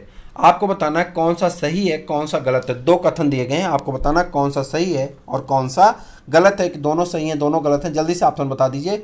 67 का केवल दो वाला आपका सही है। मच्छर भगाने वाली दवाओं में सक्रिय रसायन है। कह रहा जो मच्छर भगाने के लिए आप कॉयल लगाते हैं उसमें जो सक्रिय रसायन होता है वो किसका होता है? मच्छर भगाने वाली दवा का जो सक्रिय रसायन होता है वो किसका होता है? जल्दी से बता दीजिए। सक्रिय रसायन होता है जो वो किसका होता है? 68 का आंसर आपको करना है। क्या होता है? 68 का एलिथ्रिन होता है। क्या होता है? एलिथ्रिन होता है। क्या होता है? एलिथ्रिन होता है। संदूषित जल यानी दूषित जल से निम्नलिखित में से किस एक के सिवाय अन्य 3 रोग हो सकते हैं? कह रहा है एक रोग को छोड़ करके 3 रोग आपको हो जाएंगे अगर आप दूषित जल पीते हैं। तो इसका आंसर आपको बताना है किसको छोड़ करके आपको ये रोग हो सकते हैं। कौन एक रोग इसमें से कटेगा? खसरा छोड़ करके बाकी आपको टाइफाइड, यकृत शोथ और हैजा नामक रोग हो सकता है। निम्नलिखित में से कौन सा एक कीट काला हजार फैलाता है? काला आजार या कालाजार रोग कौन फैलाता है? आप बताएंगे कालाजार रोग कौन फैलाता है? जल्दी से बता दीजिए। 70 क्वेश्चन नंबर का आपको आंसर करना है। 70 का आंसर कर दीजिए कौन सा होगा। तो आप कहेंगे कौन होता है? कालाजार कौन फैलाता है? सिक्ता मक्खी। कौन? सिक्ता मक्खी। उसके बाद चिकनगुनिया रोग निम्नलिखित में से किससे फैलता है? चिकनगुनिया रोग किससे फैलता है? प्रोटोजोआ से फैलता है। चिकनगुनिया रोग किससे फैलता है? प्रोटोजोआ से फैलता है। चिकनगुनिया रोग किससे फैलता है? एक सेकेंड, सॉरी। चिकनगुनिया रोग विषाणु से फैलता है। किससे फैलता है? विषाणुओं से फैलता है। किससे? विषाणुओं से। बर्ड फ्लू पैदा करने वाले H5N1 वायरस का सबसे पहले पता कब चला था? H5N1 का पता कब चला था? बर्ड फ्लू इससे पैदा होता है H5N1 से। और ये 72 का आपको आंसर करना है। तो 72 का आप आंसर करेंगे कब होता है? 1997 में। ठीक है। निम्नलिखित में से कौन सा रोग जल संक्रामक है? कह रहा कौन ऐसा रोग है जो जल संक्रामक है? आपको इसका आंसर बता देना। जल संक्रामक रोग कौन है? 73 का आपको आंसर करना है। तो आप कहेंगे 73 का आंसर क्या हो जाता है, 1 और 2 यानी टाइफाइड और हैजा क्या हो जाते हैं, इसके रोग हो जाते हैं। आगे आ जाते हैं, निम्नलिखित में से कौन सा रोग मच्छर वाहित नहीं है। कह रहा कौन ऐसा रोग है जो मच्छर से नहीं होता है, यानी मच्छर से नहीं फैलता है। डेंगू है, फाइलेरियासिस है, स्लीपिंग सिकनेस है और मलेरिया है। तो जल्दी से बताइए कौन ऐसा रोग है जो मच्छर से नहीं फैलता। स्लीपिंग सिकनेस मच्छर से नहीं फैलता। चलिए आगे बढ़ जाते हैं। निम्नलिखित में से कौन सा रोग एक वायरस द्वारा होता है। वायरस द्वारा डिप्थीरिया, मलेरिया, हैजा है, हेपेटाइटिस है। आपको बताना कौन सा रोग एक वायरस द्वारा फैलता है। आपको इसका आंसर करना है कौन सा ऐसा रोग है जो वायरस द्वारा फैलता है। जल्दी से बता दीजिए, यहाँ पे ऑप्शन दिए गए हैं आपके 4। 76 का आंसर बता दीजिए, 76 का आंसर क्या होता है, जल्दी से बताइए। तो आपका हो जाएगा मलेरिया। मलेरिया प्रोटोजोआ से फैलता, वायरस से नहीं फैलता, ठीक है। और उसके बाद निम्नलिखित में से कौन सा एक रोग जीवाणु द्वारा कारित होता है और मक्खियों द्वारा विष्ठा के माध्यम से फैलता। कह रहा है जीवाणुओं द्वारा कारित होता है और विष्ठा के माध्यम से फैलता है। तो ये बताइए कौन सा रोग है। 76 का आंसर करेंगे टाइफाइड है। कौन सा रोग है, दूषित पानी से फैलता है, टाइफाइड नामक रोग है। कौन सा रोग है, टाइफाइड है। निम्नलिखित में से कौन सा रोग एक कीट वाहित रोग है। कौन सा ऐसा रोग है जो इंसेक्ट वार्न डिजीज है। आपको बताना है इंसेक्ट वार्न डिजीज कौन सा है। 77 का आपको आंसर करना है। 77 का बेरी जो है एक कीट वाहित रोग नहीं है। कह रहा कीट वाहित रोग नहीं है, बेरी विटामिन B1 की कमी से होता है। बाकी कालाजार, मलेरिया और प्लेग ये सभी कीट से होने वाले रोग हैं। सूरों को मानव रियासी क्षेत्र में से दूर रखना किसके उन्मूलन में सहायक होता। कह रहा किसके रोग से बचने के लिए सूरों को मनुष्य से दूर रखना चाहिए। तो वह कौन सा ऐसा रोग है उससे बचने के लिए ऐसा किया जाता है। तो आपको 78 का आंसर करना है। 78 का आंसर करके आप बताइए कौन सा आंसर सही होता है। तो आप कहेंगे 78 में कि आप जापानी इंसेफ्लाइटिस से बचाने के लिए सूरों को मनुष्यों से क्या करना चाहिए, दूर रखना चाहिए। सूरों को क्या करना चाहिए, मनुष्यों से दूर रखना चाहिए। उसके बाद आ जाते हैं हम लोग, कैंसर संबंधित है। कैंसर किससे संबंधित है आपको बताना है। कैंसर संबंधित है 79 का आंसर करिए, ऊतकों की अनियंत्रित वृद्धि से। यानी आपका ऑप्शन नंबर ए क्या हो जाता है, करेक्ट हो जाता है। 79 का ऑप्शन नंबर ए क्या है, करेक्ट है। उसके बाद 80 क्वेश्चन नंबर पे चलते हैं। जयपुरी पैर का आविष्कार किसने किया था। जयपुरी पैर का आविष्कार किसने किया था। तो आप कहेंगे डॉक्टर सेठी ने। जयपुरी पैर बना होता है, जयपुरी पैर बना होता किससे बना होता है, रबर और एल्युमिनियम का। जयपुरी पैर बना होता किससे, रबर और एल्युमिनियम का, ठीक है। उसके बाद आगे बढ़ जाते हैं। जिन बच्चों को सूर्य का प्रकाश नहीं मिलता वह रोगी हो जाते हैं। क्या हो जाता है उनको, रेकिट्स हो जाता है। क्या हो जाता है, विटामिन डी की कमी हो जाती है और उनको कौन सा रोग हो जाता है, रेकिट्स हो जाता है। कौन सा रोग हो जाता है, रेकिट्स हो जाता है। कौन सा, रेकिट्स हो जाता है। चलिए ठीक है। एंटीजन का मुख्य गुण क्या है। एंटीजन का मुख्य गुण क्या है आपको बताना है। एंटीजन का मुख्य गुण क्या है, 83 का आपको आंसर करना है। एंटीजन का मुख्य गुण क्या है आप बताएंगे। एंटीजन का मुख्य गुण क्या है तो जल्दी बता दीजिए। एंटीबॉडीज का निर्माण प्रेरित करता है। एंटीबॉडीज के निर्माण को क्या करता है, प्रेरित करता है। इटाई रोग शरीर के किस तत्व की कमी से होता है। इटाई नामक रोग शरीर में किस तत्व की कमी से होता है, आपको इसका आंसर करना है। 84 का आंसर करिए, जल्दी से बताइए। इटाई नामक रोग किससे होता है तो आप कहेंगे कैडमियम की कमी से। किस कमी से, कैडमियम की कमी से होता है। किस मनोरोग को पागल की संज्ञा दी जाती। किस मनोरोग को पागल की संज्ञा दी जाती है, मनोरोगी को पागल की संज्ञा दी जाती है, जल्दी से बताइए।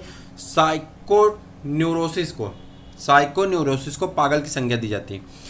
अपनी महानता के बारे में झूठा विश्वास है। अपनी महानता के बारे में झूठा विश्वास है, क्या कहलाता है।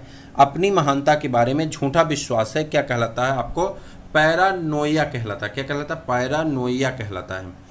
किस प्रकार के शराब के पीने से रोगी की मृत्यु हो जाती। किस प्रकार के शराब के पीने से रोगी की क्या हो जाती है, मृत्यु हो जाती है। Methyl alcohol. क्या कहलाता है, मेथाइल एल्कोहल। अष्टांग योग का प्रतिपादन किसने किया था। अष्टांग योग का प्रतिपादन किसने किया था, आपसे क्वेश्चन पूछा जा रहा है। अष्टांग योग का प्रतिपादन किसने किया था, आप कहेंगे महर्षि पतंजलि ने। किसने, महर्षि पतंजलि ने। मनोविश्लेषण पद्धति के प्रतिपादक थे। मनोविश्लेषण पद्धति के प्रतिपादक कौन थे, आप बताएंगे कौन थे। तो आप कहेंगे कौन थे, फ्राइड थे। मनोविश्लेषण पद्धति के प्रतिपादक थे फ्राइड। एलएसडी के प्रवर्तक कौन थे। एलएसडी के प्रवर्तक कौन थे, आपको बताना है। एलएसडी के प्रवर्तक कौन थे, 80 नंबर के क्वेश्चन का आंसर करना है। एलएसडी के प्रवर्तक कौन थे तो आप जल्दी बता दीजिए। हाफमैन है। कौन है, हाफमैन है। निम्न में से कौन सा मादक द्रव्य नहीं है, कह रहा कौन सा ऐसा है जो मादक द्रव्य नहीं, 91 का आंसर कर दीजिए। कौन ऐसा है जो मादक द्रव्य नहीं है, यहाँ पे मैट्रिक्स है, अफीम है, चरस है, धूम्रपान। मादक द्रव्य नहीं कौन है, धूम्रपान मादक द्रव्य में नहीं आता। ठीक है। सूर्य की किन किरणों से कैंसर रोग की संभावना प्रबल होती है, सूर्य की किन किरणों से कैंसर रोग की संभावना क्या होती है, प्रबल होती है। आपको बताना है किससे होती है, तो आप बताएंगे सूर्य की किन किरणों से कैंसर रोग की संभावना प्रबल होती है, तो आप जल्दी से बता दिए पराबैंगनी किरणों से। ठीक है। कृत्रिम इंसुलिन के आविष्कारक कौन थे, कृत्रिम इंसुलिन के आविष्कारक कौन थे, आप इसका आंसर बताएंगे 93 का। तो कृत्रिम इंसुलिन के आविष्कारक कौन थे, बैटिंग और बेस्ट। कौन, बैटिंग और बेस्ट थे, कृत्रिम इंसुलिन के आविष्कारक थे। कपड़ा फैक्ट्रियों में काम करने वाले व्यक्ति जैसे कि दरी बुनने वाले निम्नलिखित में से किस व्यवसायी बीमारी के प्रभावित हो जाते हैं, किस प्रकार के बीमारी से प्रभावित हो जाते हैं, आप बताएंगे। उन्हें एबेस्टोसिस हो जाता है, क्या हो जाता है, एबेस्टोसिस हो जाता है। कपड़ा फैक्ट्री में काम करने वाले या दरी बनाने वाले जो गर्दा उठता है उनके नाक में जमा हो जाता है, इससे उनको रोग हो जाता है, एस्बेस्टोसिस हो जाता है, एस्बेस्टोसिस हो जाता है। स्लीप एपनिया एक भयंकर निद्रा दोष है जिनमें लोग, स्लीप एपनिया एक भयंकर निद्रा दोष है जिसमें लोग क्या हो जाते हैं, जिसमें लोग क्या हो जाते हैं, निद्रा में बार बार थोड़ी थोड़ी देर के लिए श्वास बाधित होता रहता है, निद्रा में थोड़ी थोड़ी देर के लिए श्वास बाधित होती रहती है, भयंकर रोग है स्लीप एपनिया। ठीक है। और उसके बाद निम्नलिखित रोगों में कौन टाइगर मच्छरों द्वारा संचारित नहीं होता, कह रहा कौन ऐसा है जो टाइगर मच्छरों द्वारा संचारित नहीं होता, आपको बताना है 96 का आंसर। कौन नहीं होगा, जापानी इंसेफ्लाइटिस टाइगर मच्छरों द्वारा संचारित नहीं होता है। ठीक है। एक यही प्रश्न ऊपर आया था, वहां पे हमने शायद आपको जापानी इंसेफ्लाइटिस, अच्छा नहीं, जापानी इंसेफ्लाइटिस बताया था, चलिए ठीक। टाइगर मच्छर जिसे एडीज एल्बोपिक्टस की संज्ञा से विहित किया जाता है, डेंगू ज्वर, पीत ज्वर, चिकनगुनिया, सेंट लुइस इंसेफ्लाइटिस जैसे रोगों का कारक वायरस होता है, जबकि जापानी इंसेफ्लाइटिस रोग का वाहक सिर्फ क्यूलेक्स प्रजाति का मच्छर होता है। ठीक है। ये मच्छर रोग कारक वायरस के वाहक होते हैं। चलिए, निम्नलिखित बीमारियों में से कौन सी टैटू बनवाने के द्वारा एक व्यक्ति से दूसरे व्यक्ति में संचारित हो जाती, कह रहा कौन सा ऐसा रोग है जो टैटू बनवाने में एक व्यक्ति से दूसरे व्यक्ति में चली जाती है, उसके बारे में आपको बताना है। टैटू बनवाने में कौन सी एक व्यक्ति से दूसरे व्यक्ति में चली जाती है, केवल 2 और 3, केवल 2 और 3, यानी यकृत शोथ और HIV एड्स। ठीक। इम्यूनोग्लोबिन का जनक कौन है, इम्यूनोलॉजी का जनक कौन है, इम्यूनोलॉजी का जनक कौन है, यह क्वेश्चन बहुत इंपॉर्टेंट है, आपसे एग्जाम में पूछा जाता है। इम्यूनोलॉजी का जनक कौन है, एडवर्ड जेनर है। कौन है, एडवर्ड जेनर है। ठीक है। डेंगू बुखार में मानव शरीर में निम्नलिखित में से किसकी कमी हो जाती है, डेंगू बुखार में मानव शरीर में निम्नलिखित में से किसकी कमी हो जाती है, प्लेटलेट्स की कमी हो जाती है। किसकी कमी हो जाती है, प्लेटलेट्स की कमी हो जाती है। तृतीय प्रतिजन DPT बच्चों को दी जाती है बचाव के लिए, तृतीय प्रतिजन DPT बच्चों को दी जाती है बचाव के लिए, किसके बचाव के लिए दी जाती है, तो आप कहेंगे रोहिणी, कुकुर खांसी और टिटनस के लिए, रोहिणी, कुकुर खांसी और टिटनस के लिए।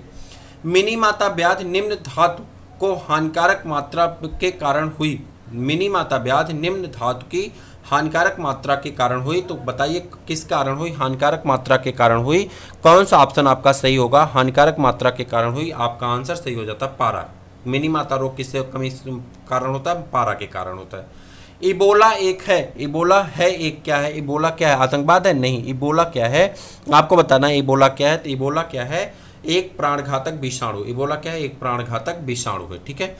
और उसके बाद संरक्षा संस्था है, संरक्षा संस्था क्या है, संरक्षा संस्था आपको बताना क्या है, तो आप बताएंगे संरक्षा संस्था क्या है, आपको इसका आंसर करना है। एड्स शोध और नियंत्रण परियोजना क्या है, एड्स शोध और नियंत्रण परियोजना किससे संबंधित है, बेंगलुरु से। निम्नलिखित में से किसका उपयोग रक्त कैंसर के उपचार में किया जाता है, निम्नलिखित में से किसका उपयोग रक्त कैंसर के उपचार में किया जाता है, जल्दी से बता दिए किसका उपयोग रक्त कैंसर के उपचार में किया जाता है, फास्फोरस 32 का, किसका, फास्फोरस 32 का, याद रखिएगा, रक्त कैंसर के उपचार में किया जाता है। ठीक है। और उसके बाद मलेरिया रोग को प्रभावी औषध कुनैन का निष्कर्षण किया जाता है, मलेरिया रोग के प्रभावी औषध कुनैन का निष्कर्षण किया जाता है। कहाँ से निष्कर्षण करते हैं आपको बताना। कुनैन का निष्कर्षण किया जाता है कहाँ से किया जाता है आपको बताना है। 105 का आंसर करना है, जल्दी से बता दिए 105 का आंसर क्या हो जाता है, जल्दी से बताइए। सिनकोना की छाल से। कहाँ से? सिनकोना की छाल से। टाइफाइड तथा कालरा विशिष्ट उदाहरण है। टाइफाइड तथा कालरा विशिष्ट उदाहरण है आपको बताना किसका। टाइफाइड और कालरा विशिष्ट उदाहरण है किसका? जलजन्य रोगों का। किसका? जलजन्य रोगों का। और दांतों के क्षय रोग को रोकने के लिए अधिकांश टूथपेस्ट में क्या होता है? दांतों के क्षय रोग को रोकने के लिए अधिकांश टूथपेस्ट में क्या मिलाया जाता है? तो आप बताएंगे क्या मिलाया जाता है। 107 नंबर क्वेश्चन का क्या करेंगे? आंसर करेंगे आप। तो क्या मिलाया जाता है? फ्लोराइड मिलाते हैं। क्या मिलाते हैं? फ्लोराइड मिलाते हैं। और यदि कोई मानवीय रोग विश्व के बृहद क्षेत्र में फैलता है तो उसे क्या कहा जाता है? कह रहा कि यदि कोई मानवीय रोग विश्व के बृहद क्षेत्रों में फैलता है, जैसे कोरोना फैला था, तो उसे कहते हैं पेंडेमिक कहते हैं। क्या कहते हैं? पेंडेमिक कहते हैं। तीव्रता और प्रचुरता के आधार पर निम्नलिखित में से कौन सा कर्क रोग उत्पन्न कर सकता है? इसका उपचार भी करता है, तो आप बताइए कौन ऐसा है। तो एक कौन है आपका? आयनी विकिरण। आंकोजीन संबंधित है। आंकोजीन संबंधित है किससे संबंधित है? आंकोजीन। आंकोजीन संबंधित है आपका किससे संबंधित है? जल्दी से बता दीजिए। आंकोजीन आपका संबंधित है, जल्दी से बताइए। 10 का कौन सा ऑप्शन सही होगा? 10 का कर्क रोग से। आंकोजीन किससे संबंधित है? कर्क रोग से। भारत में मिशन इंद्रधनुष अभियान संबंधित है। भारत में मिशन इंद्रधनुष अभियान संबंधित है किससे संबंधित है? बच्चों के टीकाकरण से संबंधित है। किससे? बच्चों के टीकाकरण से संबंधित है। H1N1 विषाणु का प्रायः समाचारों में निम्नलिखित में से किस एक बीमारी के संदर्भ में उल्लेख किया जाता है? H1N1 का किस बीमारी के संदर्भ में उल्लेख किया जाता है आपको बताना है। H1N1 का किस बीमारी के संदर्भ में? तो आप कहेंगे स्वाइन फ्लू के संबंध में। किसमें? स्वाइन फ्लू के संबंध में किया जाता है। और इस सीरीज का अंतिम प्रश्न आपके सामने है। निम्नलिखित में से कौन सा सही सुमेलित नहीं है? आपको बताना कौन ऐसा है जो सही सुमेलित नहीं, इसका आंसर आपको करना है। तो इसका आंसर आपका हो जाएगा कौन सही सुमेलित नहीं है। यहाँ पे स्वरक्षित रोग, संधिपात, संधिशोध, आनुवंशिक रोग, ये 6 रोग नहीं होता, ये बैक्टीरिया से होता है। तो ये आपका यही सुमेलित नहीं है। बाकी पामा रोग, चिड़चिड़ी, मानसिक रोग, मनोविदल, ये सब होते हैं। देखिए मैं आपको बताऊं, लगभग आपका 2 घंटे होने जा रहा है। मेरे पास इस समय जो क्वेश्चन है मेरे पास, इसके बाद मैं आपको बता देता हूं, यहाँ पे 1 सेकंड रुकिए। इसके बाद मेरे पास जो क्वेश्चन का कलेक्शन है आनुवंशिकी से, आनुवंशिकी थोड़ी सी कठिन भी होती है, तो मैं चाह रहा हूँ आनुवंशिकी को अलग से कराऊँ। ठीक है, कुछ लोग क्या है कि यहाँ तक करते करते थक भी गए होंगे और फिर दोबारा से आनुवंशिकी भी यहाँ पे आएंगे तो उनके लिए समस्या होगी। तो आनुवंशिकी का टोटल हमारे पास जो प्रश्न है लगभग 100 क्वेश्चन के नियर अबाउट है आनुवंशिकी। ठीक है, कितने हैं तो ये देखिए लगभग हमारे पास 122, 123 ये चले जाएं अगर, तो यहाँ पर देखिए आनुवंशिकी का हमारे पास जो कोर्स है, 1 मिनट 1 सेकंड रुकिए। आनुवंशिकी का मैं बता दूं आपके पास, मेरे पास जो कोर्स, हाँ आनुवंशिकी का टोटल क्वेश्चन मेरे पास 136 है। और उसके बाद अगर मैं आ जाऊं जैव विकास का, तो मेरे पास 70 क्वेश्चन है, यानी टोटल 200 क्वेश्चन मेरे पास इस समय सेव हैं, जिसे मैं आनुवंशिकी और उसका मैं अलग वीडियो में कराऊंगा। इसलिए कराऊंगा कि ताकि आप उसे आसानी से कर सकें। यहाँ तक 2 घंटे की लगभग क्लास होने जा रही है, तो लगातार क्वेश्चन आंसर करते भी आप उब गए हैं। तो अगली सीरीज हमारी फिर जल्द ही आएगी, सैटरडे तक आपको मिल जाएगी। तो आप देखते रहें, अपने दोस्तों को भी शेयर कर दीजिए। आज यहीं पर विराम देते हैं, फिर मिलते हैं किसी और वीडियो में। आप जहाँ भी रहें स्वस्थ रहें, मस्त रहें। हम ईश्वर से ही दुआ करते हैं कि आपका स्वास्थ्य, आपका परिवार, आपका जीवन सफल हो। फिर मिलते हैं किसी और वीडियो में, तब तक के लिए इजाज़त दीजिए। जय हिंद।